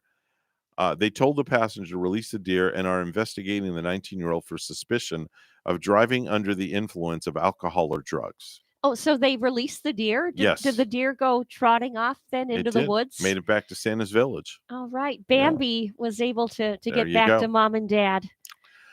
Here's an update on a story we did a couple of months ago. A woman who quit her job as an optician to act like a puppy full-time has created a buzz online after she'd got into a dog fight on the street. Oh my gosh. Remember the story we did about this lady? Yeah. Lived her life as people were paying her like buku bucks. This is as crazy as the lady that wanted to marry the color pink. Right.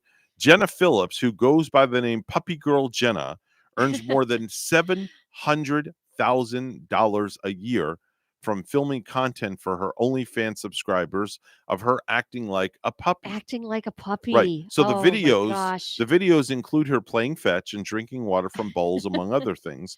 And in her latest video, Jenna is seen crawling on the floor with a leash tied around her neck. While one woman pretending to be a dog is strange enough, the camera pans to show another woman being tied up like a dog by a barrier. Both the women stare and bark at each other, and they get into a legit fight. Oh, man. A dog fight. Did they grow some tails too? I don't know. It sounds more like if the women are fighting, it sounds more like a cat fight, right? I don't know. A dog fight, man. Man. All right. A 60-year-old guy named Michael McClellan got arrested in Mobile, Alabama last week while trying to steal a set of bleachers from a public park.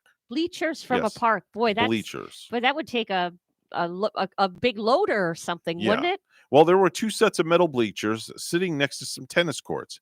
He hooked one of them to the trunk of his car and just dragged it down the street. To give you an idea of to give you an idea of how big they are, there's a photo of them still attached to the car, and there are 5 rows of benches. So it looks like they could seat about 20 people. This all happened in broad daylight, by the way, Bonnie. Now, a police officer pulled Michael over after spotting his car dragging the bleachers down the road at about 12:20 in the afternoon. He made it about a mile and a half, and it's not clear why he wanted the bleachers or where he was taking them, but he is facing charges for first-degree theft. Yeah, I want to know why he wanted those bleachers. I guess he wanted to have a seat. Maybe he has like a huge backyard, and maybe he has kids that play football, and he wants to invite the people. I just came up with the reason why. Why? Did you see it? No, but I just thought of it. He wanted to take the bleachers to where the girls were who act as puppies fighting each other so he could have a place to sit and sell tickets to people watch. To watch the puppy fight. There you go, to watch the puppy fight. Yeah. Here's one more for you. Due to a supply chain shortage, Norway will now require the military personnel to surrender their military-issued underwear at the end of their service. Surrendering my underwear. Yes. So in other words, when you're done serving in the military in Norway, you have to give back your underwear. And that explains now why the term going commando comes from. But that's true, though. In Norway, you have to turn in your underwear. Oh, my gosh. Yeah. Yeah. I mean, how long were they wearing the underwear? All through basic training? I guess basic training and the training and back from when they were young with potty training and hope they washed that them. far back. Well, that's just not good. Anyway, that's your stupid news for a Friday. From the stupid stuff, we're going to go right to the real stuff. It's 7:44 news time. It's all brought to you by St. Lucie Jewelry and Coin.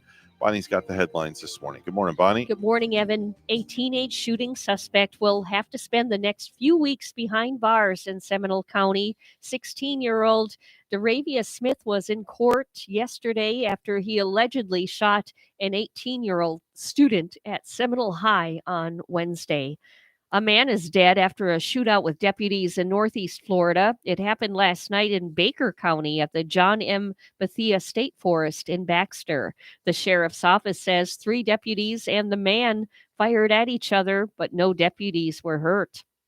A new poll finds Florida Governor Ron DeSantis would have a tough time beating former President Trump for the 2024 Republican presidential nomination. Rick Holschel reports. The McLaughlin and Associates poll asked likely voters who they would support in the primary, and the former president came out on top with 53%. Governor DeSantis came in at a distant second place at 13%. With Trump removed from the equation, DeSantis led the pack of potential candidates at 26%. I'm Rick Hoschel. In St. Lucie County, 3 major residential and commercial projects planned at the intersection of Midway Road and Interstate 95 are a telltale sign that widespread development in this area won't stop anytime soon. A new 970-acre, 4,000-home residential community at the intersection's southwest corner broke ground January 11. Wilder will include 3,400 single-family homes, 600 multi-family units, and other neighborhood amenities. The first phase of construction will include a clubhouse, a swimming pool, tennis, pickleball court, sports field, a dog park, playground, and event lawn. According to Greenpoint Developers, LLC, headquartered in Jacksonville, home building is expected to begin later this year, but the company did not indicate when it would be completed. The Centers for Disease Control and Prevention has a new recommendation for an old tool. The most contagious Omicron variant is prompting a call to use more protective masks but it has also caused prices to soar for some of them. Here's WPTV's Michelle Quesada. Cloth masks as effective. That's according to the CDC. The new recommendation is to wear the N95 or KN95 mask. They've been a little hard to find, but that's going to change starting next week. One should go about the top of your head. The CDC now says even multi-layer cloth masks do not provide enough protection against Omicron. Normally, scientific facts come out after, scrupulous, data analysis 10 times, 20 times, back and forth. We don't have time for that because this thing is coming at us. Infectious disease specialist Dr. Ramprasad Gopalan says now that there is a federal stockpile of N95 masks and high transmission of Omicron, the CDC is strongly encouraging people use N95s or KN95s over cloth. The size of the particle it filters in an N95 obviously is way superior to a cloth mask. But since that recommendation, prices for the masks online have soared. On Amazon, Medic Pro N95 masks are going for $120 for a pack of 50. A pack of 10 or 20 from other manufacturers can cost you $30 and up. Some pharmacy websites don't even have the N95 or KN95 in stock. Jean Tavares says her son was able to find them online. I just got it yesterday, so I'm going to start wearing it. Starting next week, the federal government plans to send 400 million N95s from a stockpile reserve to local pharmacies and community health centers for free distribution. We have to think about the other people around us. If that is more effective, why can't we do that? The CDC says cloth masks can still provide some protection as long as they are fitted. The goal is to make sure you cover both your nose, your mouth, and there is no leaks, and it fits against your side of the cheek perfectly well. Michelle Quesada, WPTV, News Channel 5. The Okeechobee School District will no longer be notified when a student tests positive for COVID-19. The move is being made by the Florida Department of Health in Okeechobee County due to an overwhelming number of COVID-19 cases. Contact tracing will be eliminated for school-age children. If your child tests positive, is waiting on test results, or is showing symptoms of COVID, please keep your child at home, said Okeechobee School District Superintendent Ken Kenworthy. The days will be excused and all work can be made up. And lastly, some 69% of people living in Indian River County are fully vaccinated as of January 18, according to data from Florida Department of Health. In Martin County, that number is 63%, and in St. Lucie County, it's 60%.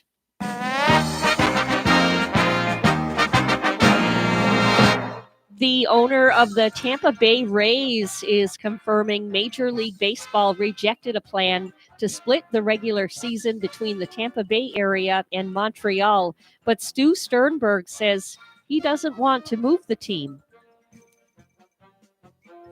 Yeah, we're certainly going to be exploring things in the Tampa Bay.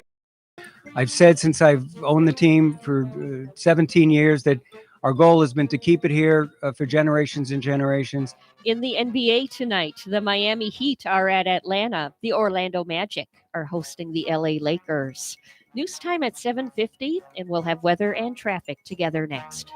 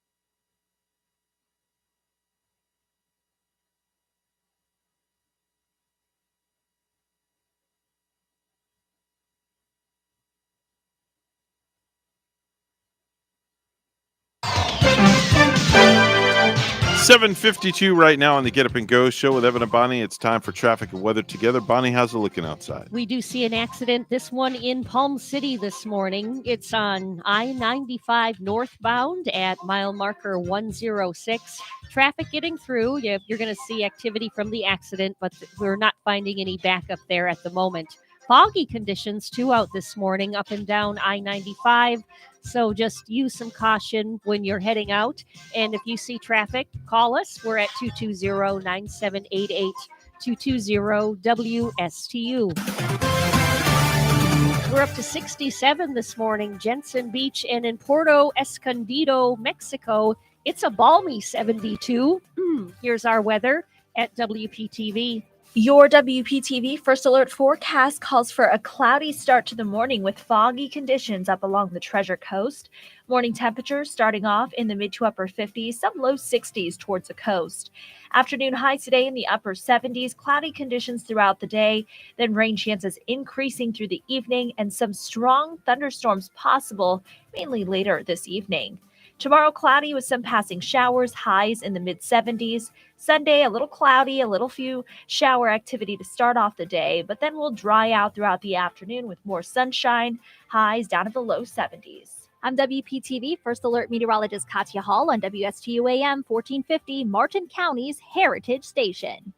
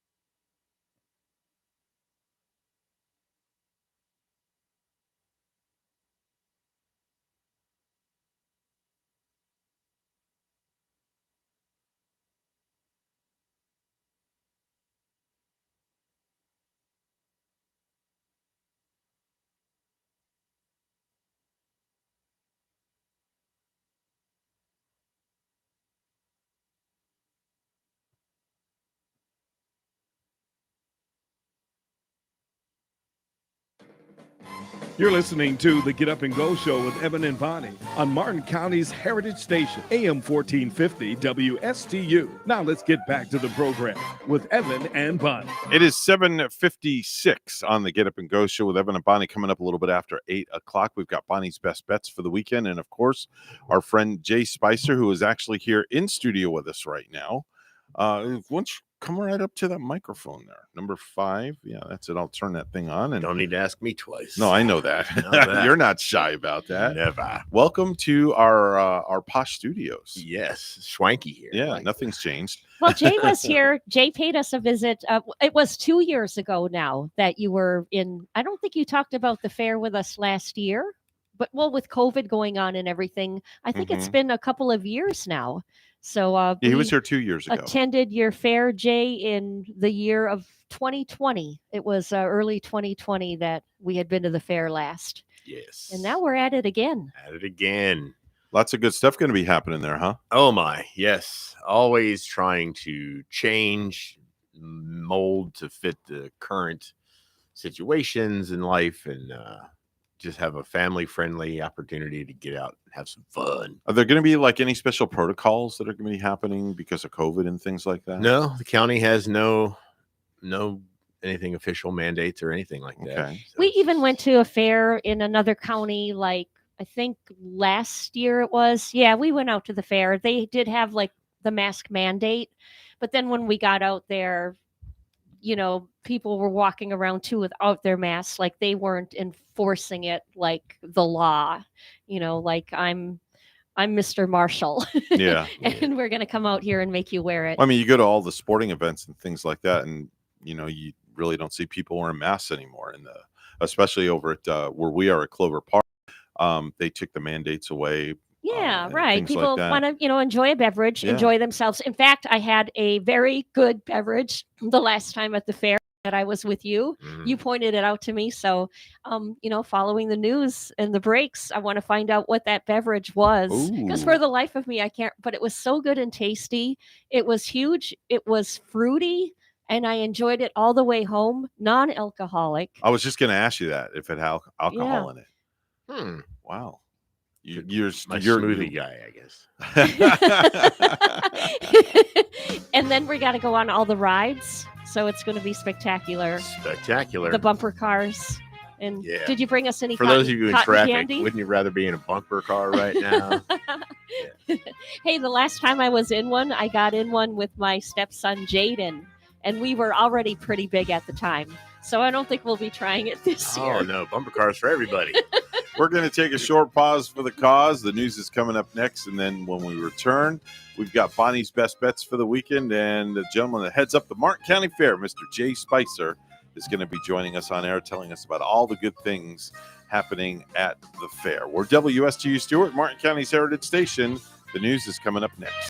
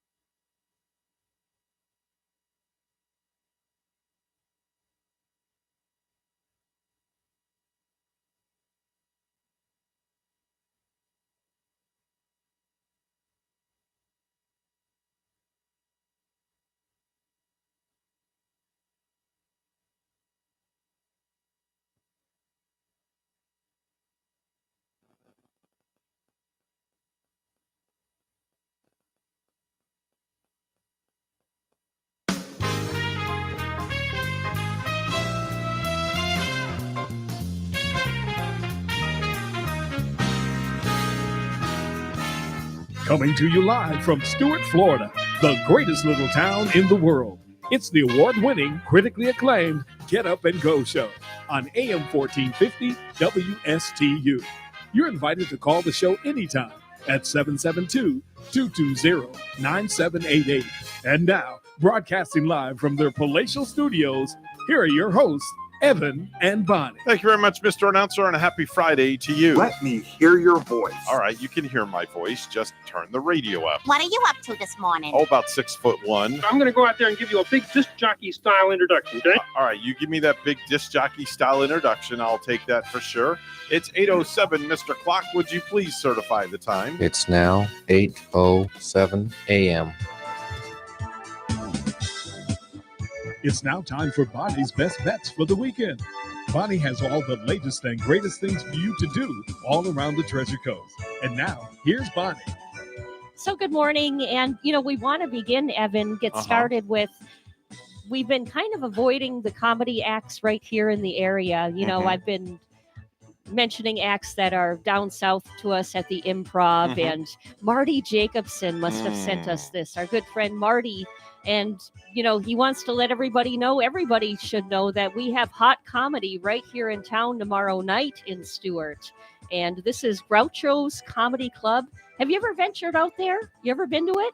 It's been around for a while. And this now takes place at 1001 South Canner Highway.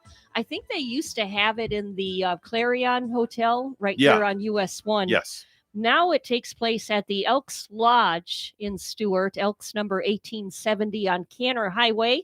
And here's who's performing tomorrow night. R.C. Smith is your comical radio host and TV warm-up guy. He's the warm-up guy for the Rachel Ray Show, Stephen Colbert, Who Wants to Be a Millionaire. He's been around. We're going to have our very own Marty Jacobson. Is Marty Jacobson our very own? He's on the radio station once in a while. Yeah, so we he's can say that. does Seniors versus Crime. Yeah, so we can say our very own Marty. He's going to be your host and MC tomorrow night. And with a funny and slightly twisted view of life with Paul Jensen. So you can purchase tickets $15 in advance. They're going to be $20 at the door.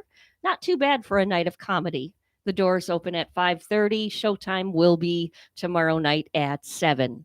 Also going on, we have the Art and Craft Expo. This is going to be in Port St. Lucie at the Mid-Florida Event Center. And that takes place tomorrow and Sunday, 2 big days from 10 to 5 and 10 to 4 p.m. Sunday with over 200 vendors. So, I like to go out there and walk around once in a while. You get food, you get an ice cold beverage, and you can walk around and look at the arts and crafts. We welcome Jay Spicer. Yes, Jay's in the house. Coming down with a golf cart. Hang on. Got to come from the other side of the palatial studio. There I am. There we go. There we go. Pull that golf cart up. That's it. There we go. Your own personal golf cart, by the way. It's got your name on it and everything. I actually have a scooter. Do you really? A two-wheeled, scooter with the handles. You bought one of those posh, expensive kind of sharp kind someone of just brought one in scooters? for me to use. Just said, here, you need this. Oh, good Saves gosh. saves me about 15,000 steps a day. Does it look like that? By any chance, something like that? No, it's a smaller one. It looks like a giant skateboard. Oh, one of those kind of things. Okay. All It's right. 12 miles an hour. So I Wow. get from one end of the ground to the other in 25 minutes. Pretty cool, Jay. Saves a lot of walking. That's good. Jay is here he's the chairman of the board at the Martin County Fair. The chairman. You've been- Executive director. for how many years? Executive this will director. be my 9th year. Wow. 9 years. 9 big years. That's of a it. long time. Have you seen some changes? I've seen some changes with the Martin County Fair since you've walked in those shoes. Oh, indeed. Well, when I came there was no manager for quite some time. Years. The board kind of ran it by committee. So the fair was kind of when you have an all-volunteer group like ours, you kind of get what you can get out of them. So the fair was kind of the same thing year after year, just replace the this and the that and put it up. So there wasn't a lot of creativity. So when I came, that's what I do. So every year we try to tweak it and add something and keep building it, making it bigger, better, bolder. Yes. And provide something. So if you haven't been to the fair, I don't care how old you are, you don't need to have kids or grandkids with you. That's the best part about it. Just come have a beer, eat a corn dog. And I know a lot of them have sensitive diets and all that, but there's health. You know, the heck with the diet, throw it out the window. You got to just dig into those elephant ears. I know. Right? Just come. There's exhibits to see. We'll explain some of those here in a minute. There's music. There's all the kids stuff. There's animals everywhere. Just come out for a nice evening for an hour or two. It's a cheap date. Like, I don't get why people wouldn't go to their county fair. And you got to take Rachel. You know, you can do it, Evan, without I got to the find kids. time. That's the whole thing. Because usually isn't it the opening or like the second night, you have some musical acts for the. Who's your headliner this year? Montgomery Gentry. Oh, wow. Eddie Montgomery. That's right up your alley. Rachel's a country girl, so Yeah. all right. Jay, I want VIP front row. Okay. She'll wear her cowboy boots and Yes. put on your cowboy hats. It's going to be quite a show. Couldn't get Garth, though, Wow. huh? He's too busy. No, couldn't get Garth. All right. Couldn't afford Garth. That's all right. Montgomery Reba, Gentry's good. Reba McEntire. If anybody knows her, tell her to give me a call. Yeah. I hear she has ties to Plant City and the Strawberry Fest over there. So there's just a little maybe connection you can look into next time. Could be. Possibly. Get her to come down here. Could you imagine Reba on the main stage? know, right? Wow. But Montgomery Gentry, That's not good too enough right shabby. there. Yeah, that's terrific. Yeah. Great country act. Is that going to be a Thursday night, a Friday night they'll be performing? Well, again, in the age of change, our concerts has always been on Sunday night. Mm-hmm. And this year, our friends at the NFL decided to step on everybody, add another week to the season and playoff games. And now the Super Bowl is during our fair. Oh, no. So we had to call the band and say, hey, guys, Yeah. can you play on Saturday instead?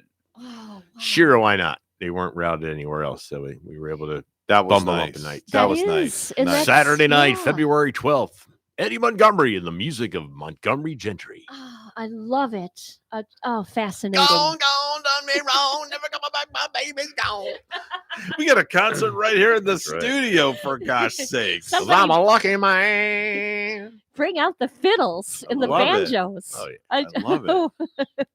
Great stuff. We're celebrating my town at the Martin County Fair. Love it. The fair starts on February 11, which lands on what day on the calendar? That's a Friday. Friday it begins. So that's like, is that 4 weeks from this Friday? 3 weeks from this I try Friday? not to count because that would just stress me out. Okay. All right, so you don't have to count. I'll count for you. 1, 2, 3 weeks from today. There we go. Awesome. Bam. What is funny because there's absolutely nothing on the fairgrounds right now. The rides are there. They're not set up. Yeah.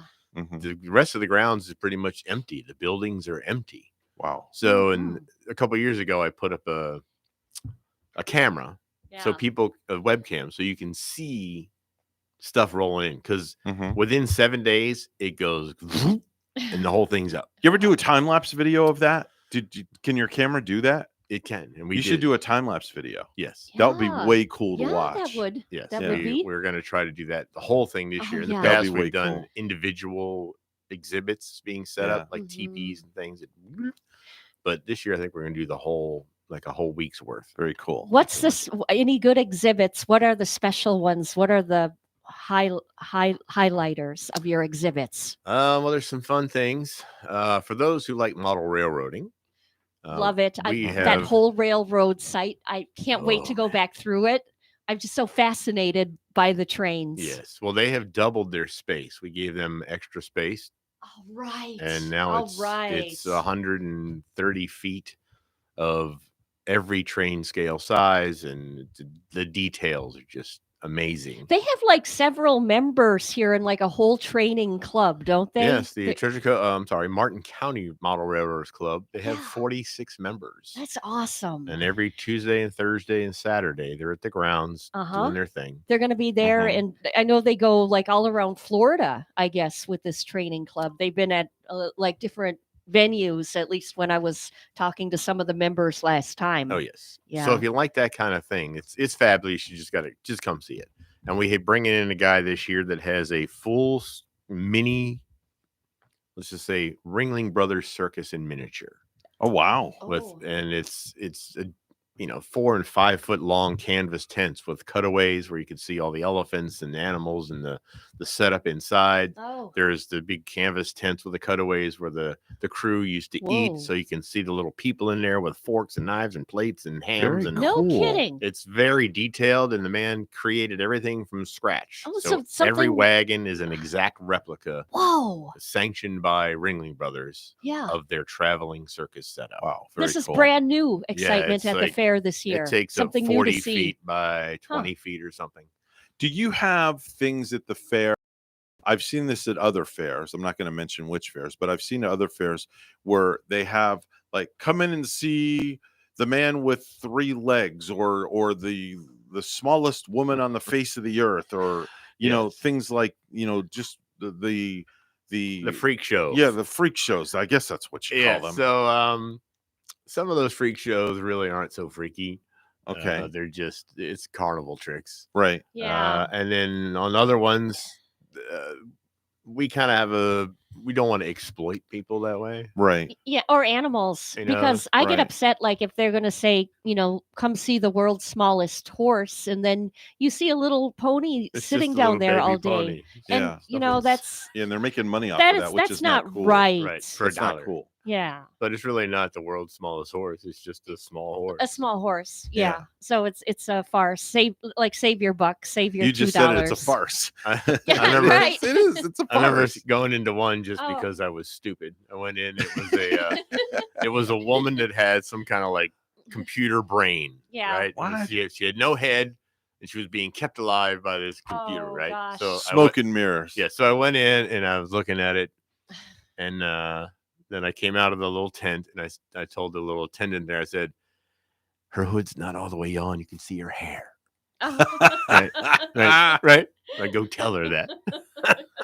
It's just Oh you my just step in gosh. behind the thing, and it looks like you have a computer brain. But it's like, Oh my yeah, gosh. no. Wow. Do you want to talk about any new rides, new food, anything that you want to bring out about the fair this year? Well, fair food's always king. Mhm. You have your staples of your corn dogs and funnel cakes and elephant ears and fried Oreos and sausage and peppers, the Love steaks and beef tips and taco guy. And this year we have a hibachi coming. Whoa! And Right. Bonnie, Dude. I just saw Man. you perk up like Oh, I yeah. did. Yes. He does, I'm there. I'm all about hibachi, aren't you, Yes, Evan? Yes. the Holy- 3 egg rolls for $5. I'm all over that one. He was here for our Christmas program that we just did. Oh yeah. And I said, you have to come back to the fair. Mhm. So he'll be there. And we'll be there. Oh, yeah. Oh, I'm gonna come just to try some of that hibachi this year, I think. Yes. Oh, We're going to throw in for beverage folks. We are going to do a brew fest Mhm. during the fair. Mhm. So if there wasn't enough reasons for you to come to the fair, Mhm. for Mhm. those who like to come sample all these things, we do work with Southern, which is the Anheuser-Busch line of beers. And they recently acquired Brown Distributors. So there's like 28 more flavors of what do you call it? Draft class, the craft beer. Oh yeah, the craft, So- the upper All right. echelon beers. So it'll be one of those, Yeah. $35. Include your fair admission. So we're throwing a $10 bonus in there for you. Mhm. But you'll get the cup and you can go. And it'd be on Friday night, February 18th. And there's a National John Cougar Mellencamp tribute show. There'll be Ooh. concert that night. So you can Which enjoy the music. And by have the some way, now when is that John Mellencamp tribute show? February 18th, Friday night. It's a Friday night. Okay, I got to get out of work for this. I saw John Mellencamp in concert twice, or did I see him 3 times? And he has new music on the way for us. He has a record coming out called One-Eyed Jack. Oh, cool. New music, and Bruce Springsteen is on the album where they're doing a ballad together. And they say that young and old fans of John Mellencamp are going to love this album. So February 18, All right. huh, Jay? All right. Yeah. Oh, man. Hey Jay, got a question. Can you hang out, or are you in a rush to get out No, of it's here? fine. All right. It's Because only we're 8:20 gonna in the morning. All right, good. So what we're gonna do is we're gonna bring Jay back towards the tail end of the hour, after the second newscast, and we'll talk more fair stuff with him, because I know he's got a bunch of other stuff that we want to get out to the listening audience. Sure. So we'll do that in just a little bit. It's time for the Precious Metals Report. It's all brought to you by St. Lucie Jewelry and Coin. Gold opening up at $1,837.60 an ounce, and silver opening up $24.41 an ounce. That's the Precious Metals Report, and it's all brought to you by St. Lucie Jewelry and Coin.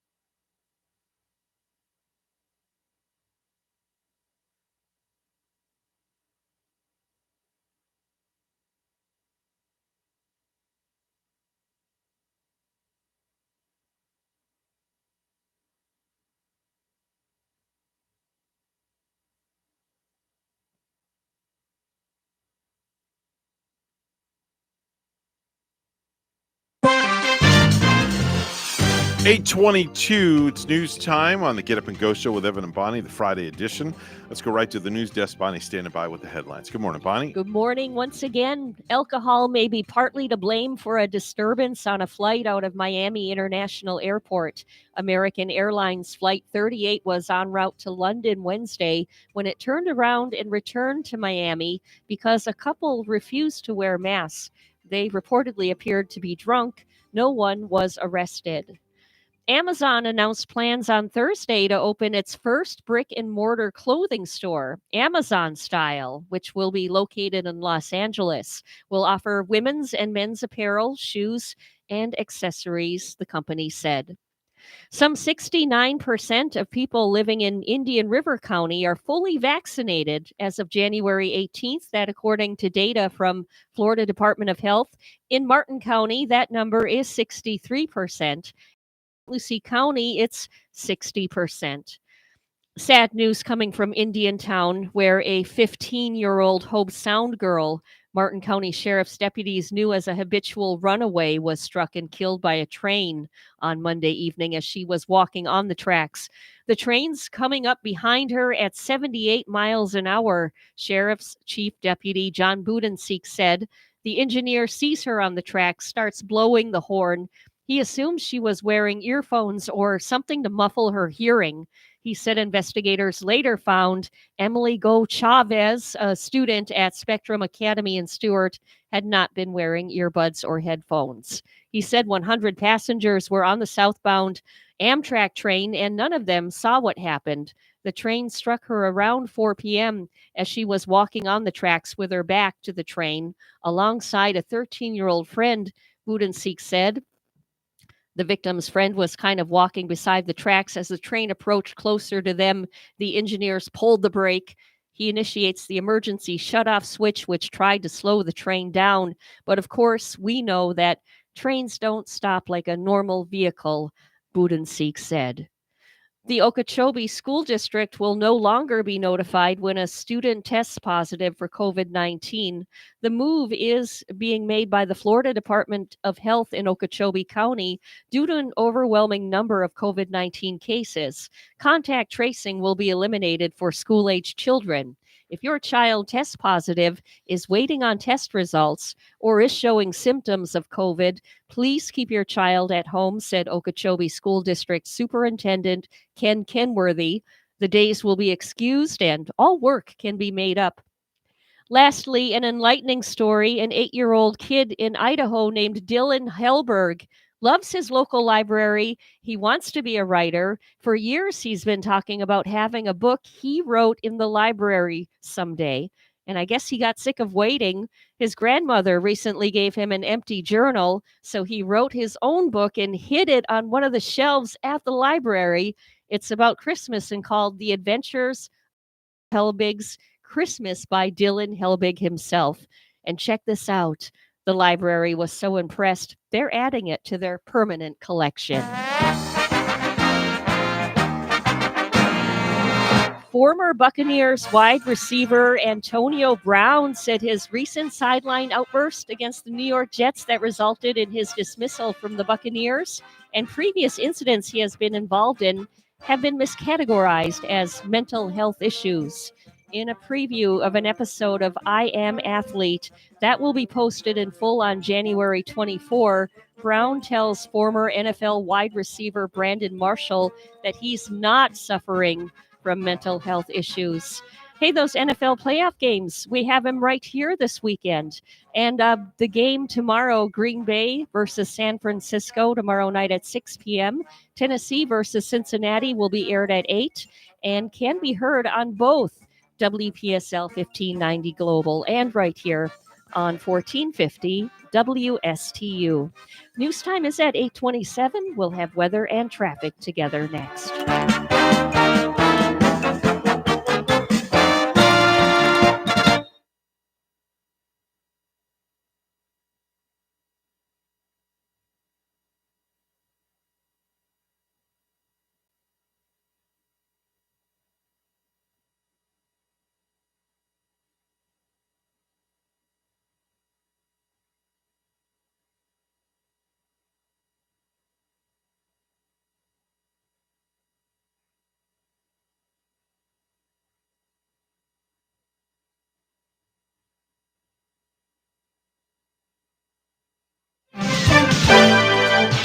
8:27 the time right now on the Get Up and Go show. It's time for traffic and weather together. Bonnie? Well, we're still seeing some foggy areas out in the I-95 areas of Fort Pierce, here in Stewart. Fog advisory still in effect this morning. Drive carefully. There is a vehicle crash, too. This is in Palm City. It's on I-95 northbound, mile marker 106, and no roadblock from that accident. When you see something, say something, tell us. We're at 220-9788, 220-WSTU.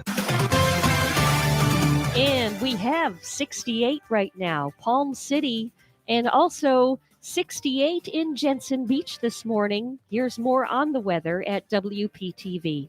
Your WPTV First Alert forecast calls for a cloudy start to the morning with foggy conditions up along the Treasure Coast. Morning temperatures starting off in the mid to upper 50s, some low 60s towards the coast. Afternoon highs today in the upper 70s, cloudy conditions throughout the day, then rain chances increasing through the evening and some strong thunderstorms possible, mainly later this evening.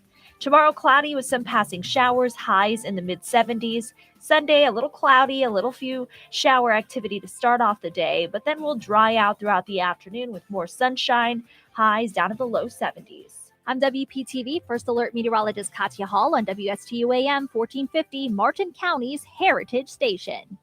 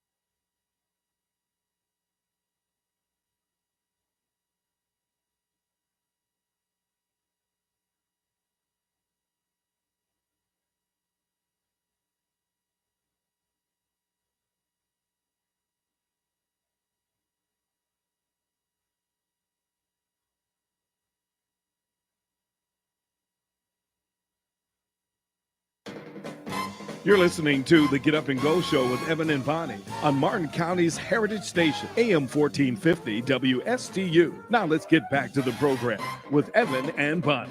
8:31 on the Get Up and Go Show with Evan and Bonnie. And now, ladies and gentlemen, boys and girls, and astronauts and space cadets and all alike. Time to go to outer space, where Captain Randy Siegel is standing by on the SS Siegel Enterprise for the morning space report. Good morning, Captain. Good morning, Admiral. Well, sir, did you know that it was this date in history that the Apollo 5 mission flew in 1968.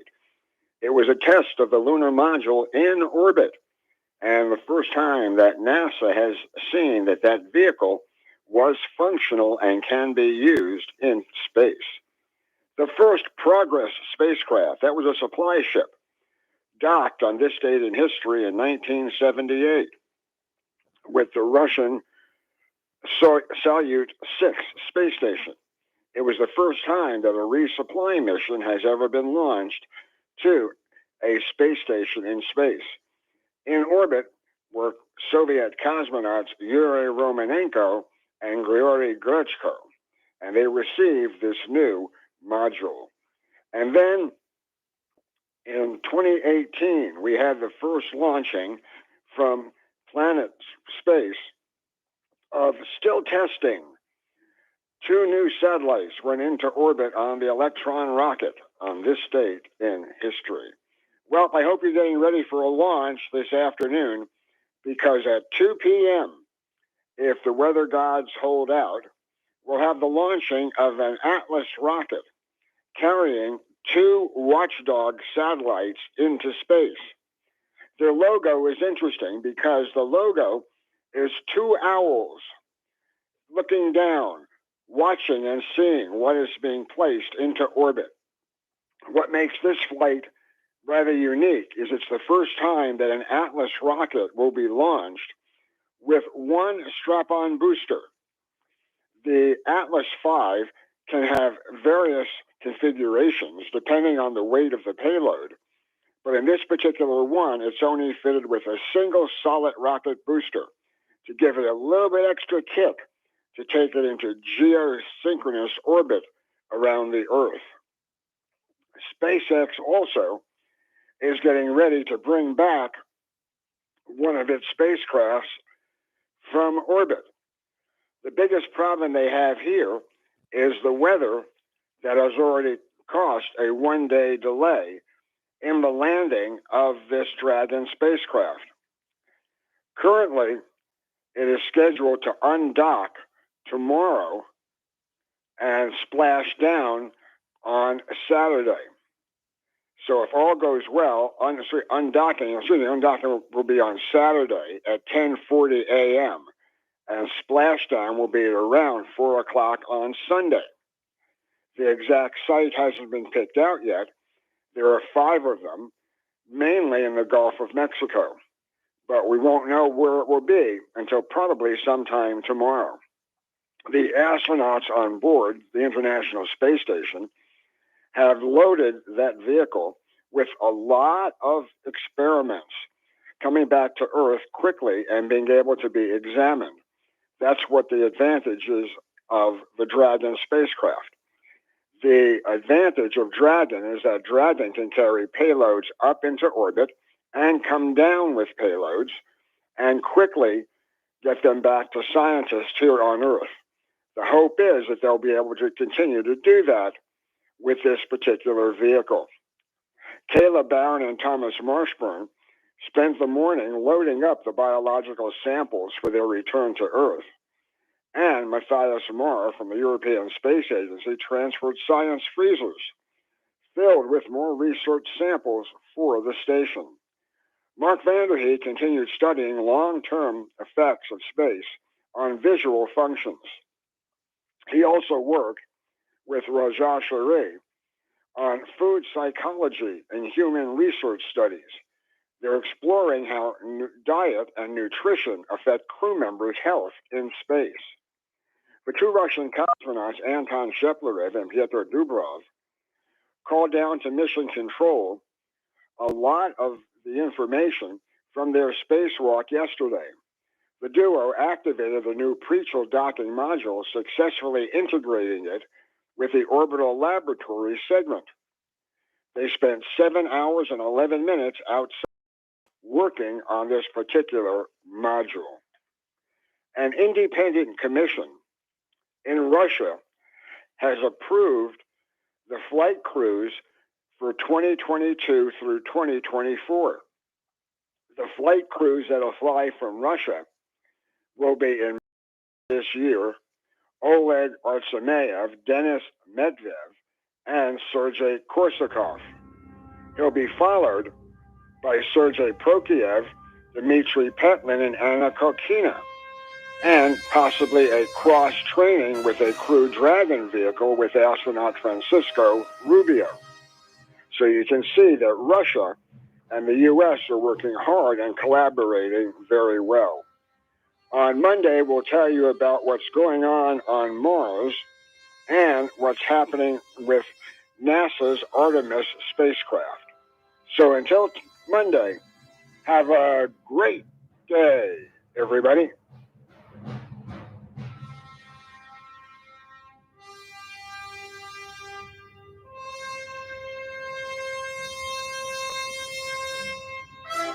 That's Randy Siegel with a Space Report. He's on the program each and every weekday at this time.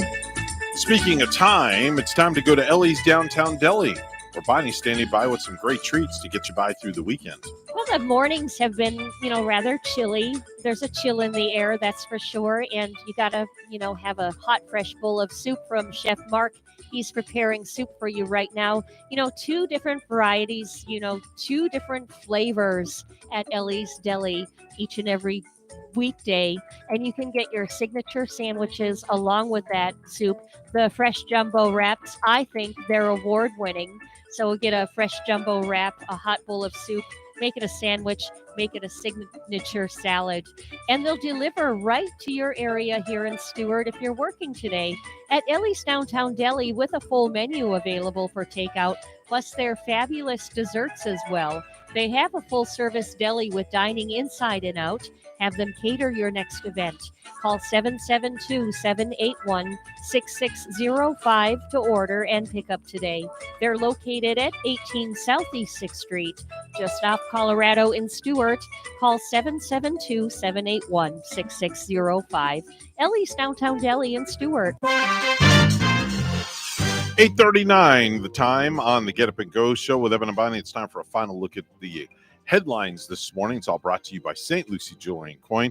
Bonnie standing by with the headlines. Good morning, Bonnie. Good morning to you once again, Evan. A teenage shooting suspect will have to spend the next few weeks behind bars in Seminole County. 16-year-old Daravius Smith was in court yesterday after he allegedly shot an 18-year-old student at Seminole High School on Wednesday.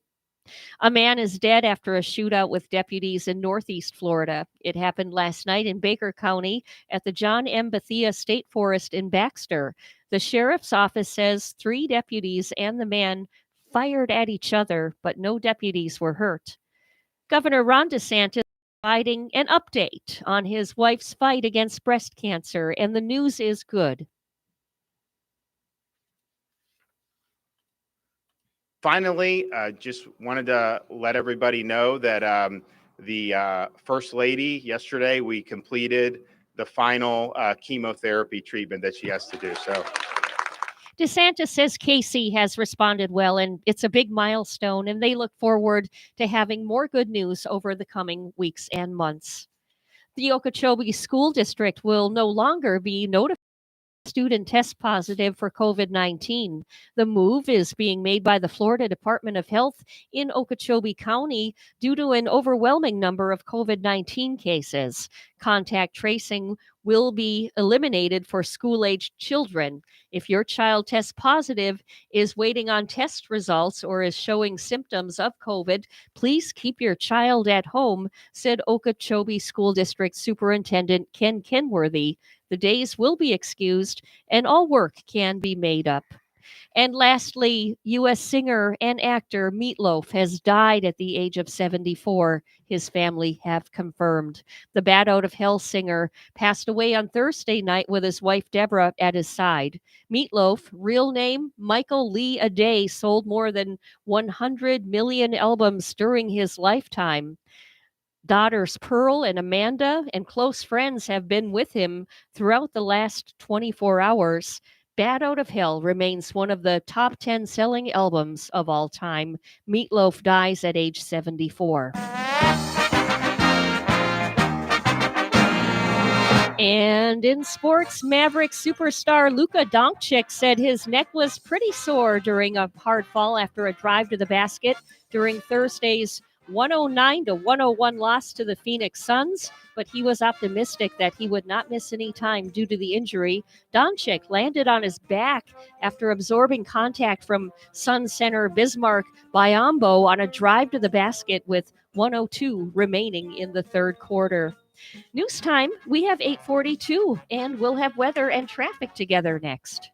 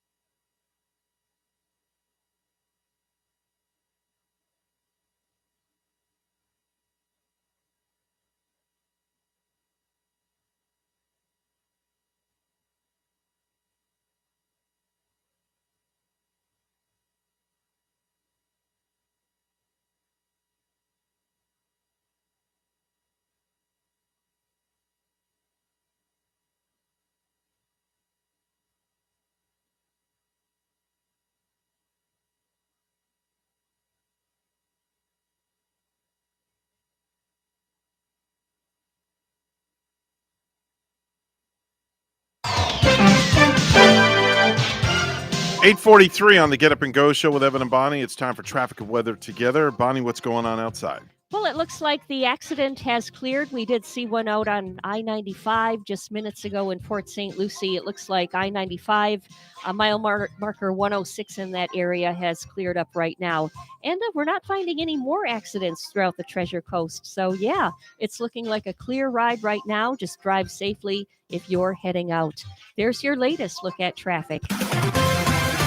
It's 65 right now, Port St. Lucie, and in Stewart, we are showing 68 degrees. And here's more on that weekend weather at WPTV. Your WPTV First Alert forecast calls for a cloudy start to the morning with foggy conditions up along the Treasure Coast. Morning temperatures starting off in the mid to upper 50s, some low 60s towards the coast.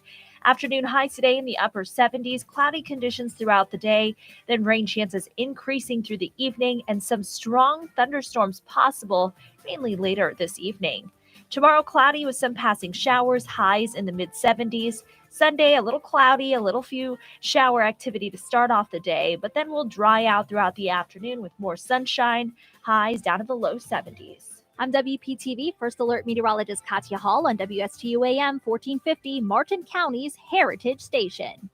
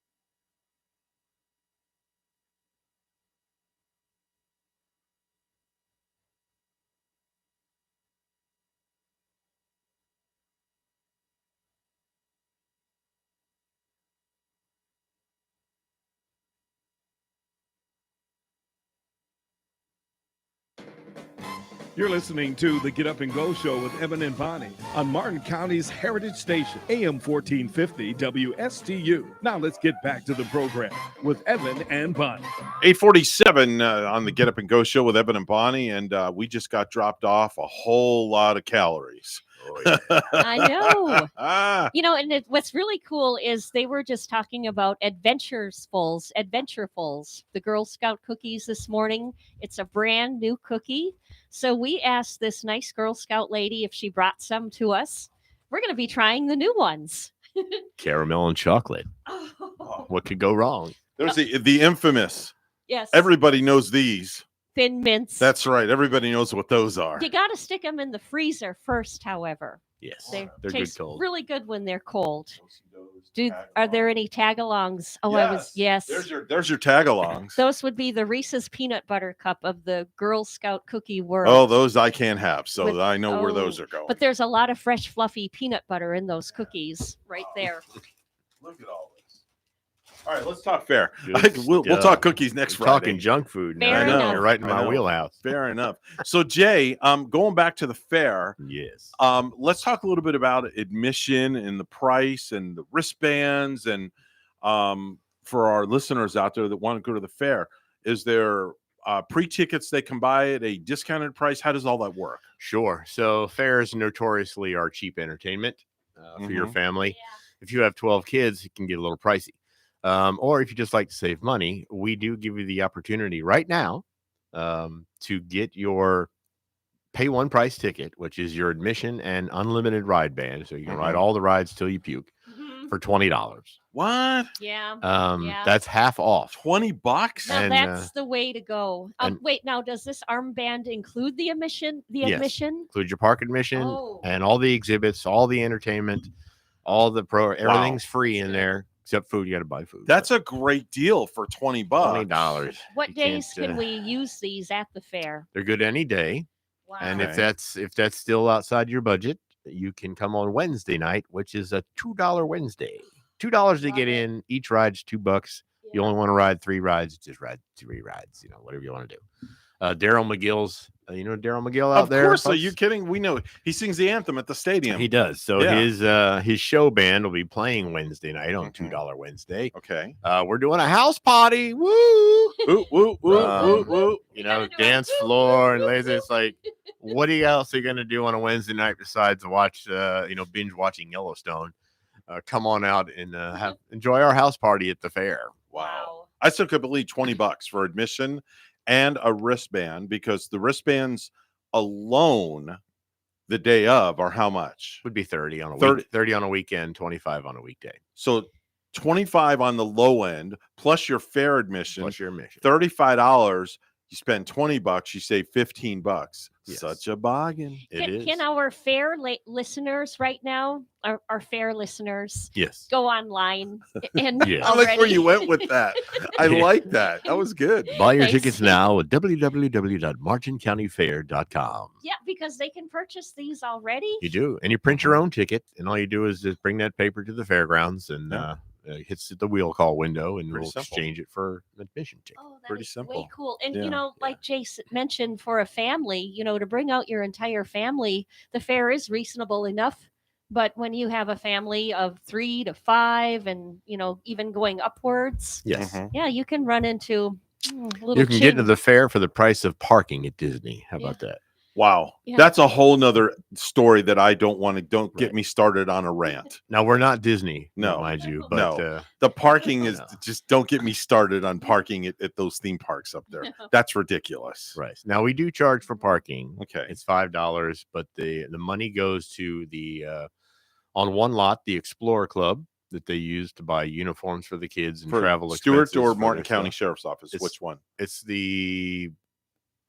Because there's 2. I think it's the Stewart PD? Stewart PD Explorer Club. Okay. Which is a Boy Scout group. Okay. Actually. All right. And they have considerable expenses when they're traveling. All right. The other lot is run by our friends at the Martin County Sheriff's Posse. And they take that revenue and bring it back into the arena on auction night, and they buy market animals from the kids. Oh, wow. So the money you pay to park buys the from the kids, so the kids benefit financially for their scholarship. Right. Okay. And the meat that they get back after it's come back, it gets donated to 4 local food banks. Oh, Wow. so it's the So wealth is kind of traveling are. out all around. Yes. all And around then that whatever is spread. left over goes to pay the exorbitant amount of insurance we have to pay the county Yeah. to park in their parking lot. We had such a fabulous time the last time we went to the fair, and it started out with when we parked, which was a nice tractor ride because it was like a little walk in, even though it was like I think it was even a little muddy out, but we didn't care. We were going to the fair, and then we nice tractor, and they brought us right up to the gates, and then Away because they're developing on our parking spaces that we've had for 60 years, and yeah. we're running out of room. Oh, right. Wow, that's amazing. Come out to the fair, support the kids. If you want a sponsor, if you're a business owner out there, you want to get involved. I mean, I don't know where else you can get the exposure that we can bring you in a week's time. And there was like a local when remember we last saw you, and Jaden, Gary, and I were leaving the fair, and there was a fabulous huge beverage that I got right before I left. But there was also there was a food venue right next to it. I think you pointed me out to get some of that food, and we traveled home with it. I think it had to do with barbecue, like a barbecue kind of place. Yes, and so I grilling. think you're referring to Ripper's Barbecue. I was. Ripper's is a restaurant, for those of you who don't know. I know where that is. In Palm City. Oh, great food there too. They've been coming to the yes. fair for more years than anyone can count. Good food. One of their specialties is their roast beef sandwich that they only make at the fair because because of the way it sits in the au jus. It would during the day at the restaurant it could get wilty. Okay. At the fair, it turns over so fast. It's always fresh and hot and juicy, and they only sell it at the fair, and that's your only chance of the year to get it. Let's see. Now, when we come there, we got to get funnel cakes and Rippers and hibachi. Hibachi. So I'm all right. So my day is planned now. All right, lunch with the lunch at Rippers. Okay, hibachi for dinner, and then funnel cake for dessert. And then go home in a sugar coma when it's all over. Yes, wow. indeed. Oh my gosh. And I have to call my workplace or write a nice text message to Jackie and say, can I have Friday, February the 18th off? Because there's going to be a John Mellencamp guy there doing there you go. all John Mellencamp music, which I love. And It's going to be a great show. And it's Yeah. a free concert with your fair admission. And it's also beer fest that night. So if you want to partake in the craft beer side, you can do that, or you don't have to do that. It's all in the same place. How much is it to take an Uber home from the Martin County Fair all the way to Port St. Lucie? Probably about $20, $25. $1 million. Probably about $25. Probably about 20. Actually, maybe a little more. I think I did have to take one home from here, the radio station, after we had some cocktails with. No, I'm kidding. but no, for some reason I took an Uber home, and it was 20 to get from the radio station. Yeah, it's about $20, $25. It's all not the that way expensive. to home. Yeah, not that expensive at all. Quick question for you. Speaking of concerts, Montgomery Gentry. Yes. Is there an extra charge for that show, or is that included in fair admission? Your ticket for the show will include your fair admission. So they range from $30 for the cheap seats to $100 for the front row. Okay. And a chance to meet the band, depending on COVID. Last time the band didn't come out of the van. But, that's the plan anyway. Front row seats, and then there's like the next section, which is right behind the front row, and then there's the other seats. Average seats about $40. Okay. Didn't you have Three Dog Night there, Jay? About 2 years ago, was it? Yes. Three Dog Night. Yep. Were they? Loved them. Do you remember if they were the original members? It was a one dog night, actually. What the show was. Okay. All right. But the guys that were filling in, they sounded fantastic. Yeah. That was a great show. One dog and two foe. There you go. Yeah. You know where Three Dog Night comes from, right? Yes. Because if you get very chilly, you got to sleep with 3 dogs, not only one. And 3 dogs will keep you extremely warm. One to the left, one to the right, and one at your feet. There you go. There was a story recently about a little girl that got lost in the woods. She was like yay high, and true story, she was saved because she found a stray dog out there and hugged the dog all night. Sweet. Yeah. Really? Yeah. Yeah, I just saw that story today. For the life of me, I don't know what state it was. It was in one of those chillier states. But her and the stray dog kind of hugged one another throughout the night. That goes with your huggable day, Evan. It's Huggy Day. I like that. That's right. It's National Give Somebody a Hug Day Yes, today. give a dog a hug and stay warm. I guess. All right, I see we're running short on your clock there, bro. So I just wanted to throw in. Don't forget, folks, your creative side of life in our home arts division, where we've got our chocolate chip cookie contest, your challenge cookie contest, painting, sculptures. Crafters can sell their wares at the fair, but we're going to make you enter some of them in the competition. The Highwaymen painting will be there. There'll be a huge Hess truck collection. Oh, that's always fun. That's always fun. The Hess trucks. Yeah. Oh yeah. Yeah. There's going to be an area called Play with Giants where these oversized activities, fun for all Okay. ages. Do you do a Miss Martin County Fair? Just out of curiosity. Yes, and at the moment Okay. we have 2 registrants. Okay. Come on, girls. All right. Get involved. All right. And we have a new farmers market this year, which is all fresh produce and things from local farmers. that you Oh, can Bonnie's in heaven now. Pick up Forget and take it. home with you. Red ripe just tomatoes. you nailed it. And sweet corn. And these are not from Brazil. These are from local farms. Oh, love it. All right. Come enjoy the fair February 11th through 19th. What's the website for people to go and buy tickets online? MartinCountyFair.com. MartinCountyFair.com is where you want to go. The gentleman that heads up the Martin County Fair, Mr. Jay Spicer, spending the hour with us. Jay, thanks a lot for coming in. Yes, thank you for coming. Oh. Appreciate it And quite much. Can we send him home some cookies? Sure. Does he get Girl Scout Pick whatever, cookies? take Yes. whatever you want out of there, Jay. Knock yourself out. Folks, remember, if you have good values on the inside, you won't look for validation on the outside. Have a fair day. That's right. Have a fair day. That's my tagline. We'll see you at the Martin County Fair real soon, folks. Make it a great day. God bless each and every one of you. We're WSTU Stewart, Martin County's Heritage Station. That's all, folks.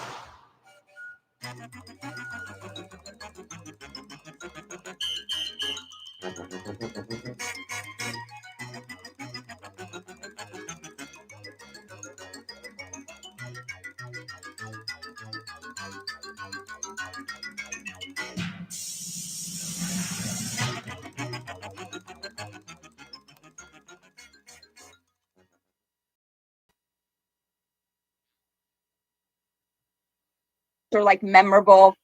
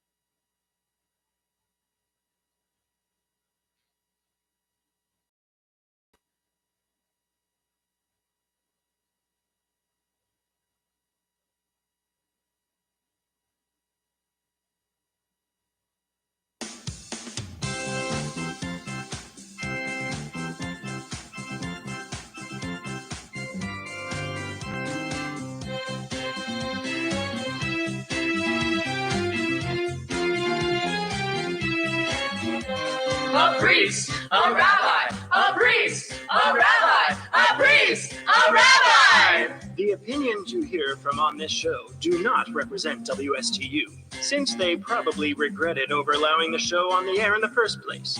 Nor do they represent Temple Beit Hayam or St. Mary's Episcopal Church, since they also wonder what the heck they did when they called these two men to lead their respective congregations. On that note, sit back, relax, grab your Bible or a Torah of a priest and a rabbi. Good morning, everyone. Oh my gosh, it is the last radio show we are recording on this WSTU 1450 before we move to our XM radio show. Rabbi Durbin landed a $4 million deal. So we just, with hearts breaking, we need to leave WSTU and now go off to XM.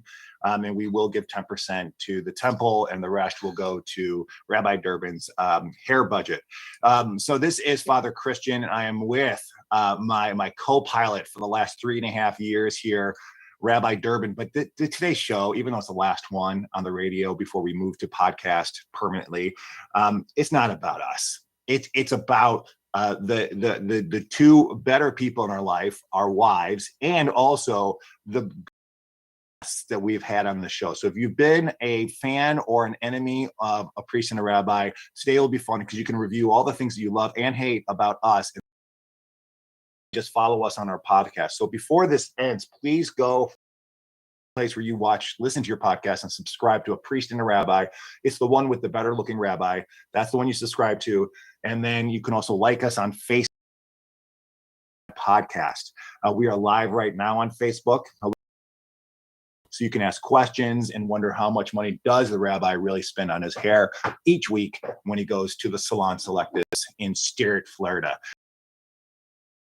We said today it's really about the women who try to get us to be presentable human beings, because they are amazing. So with us is Rabbi Rose, and she's also a rabbi.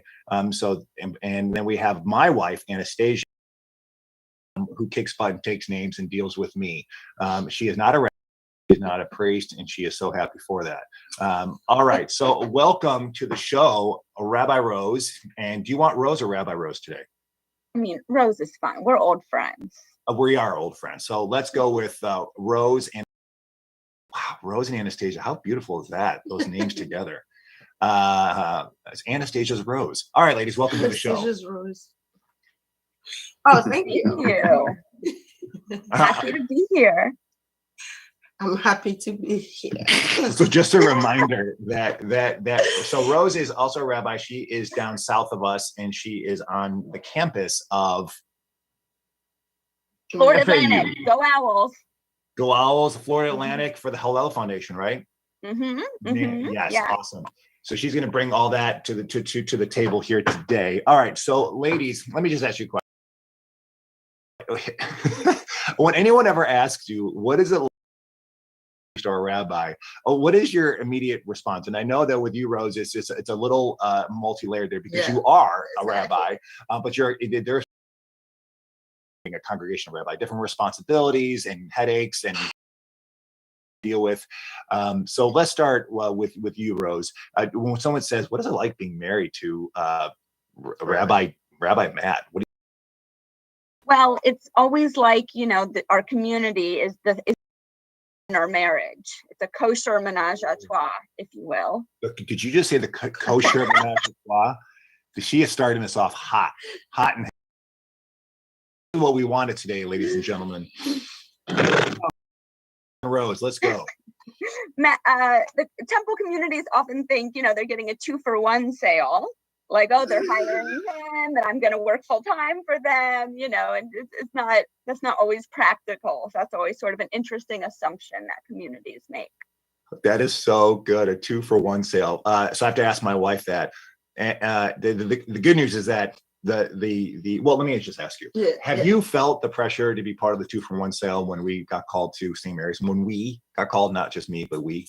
No, not at all, because I'm not a priest and I didn't go to seminary school. So, no, I think before we came, people, not the church here, I guess people I know thought the priest wife has, this specific responsibilities.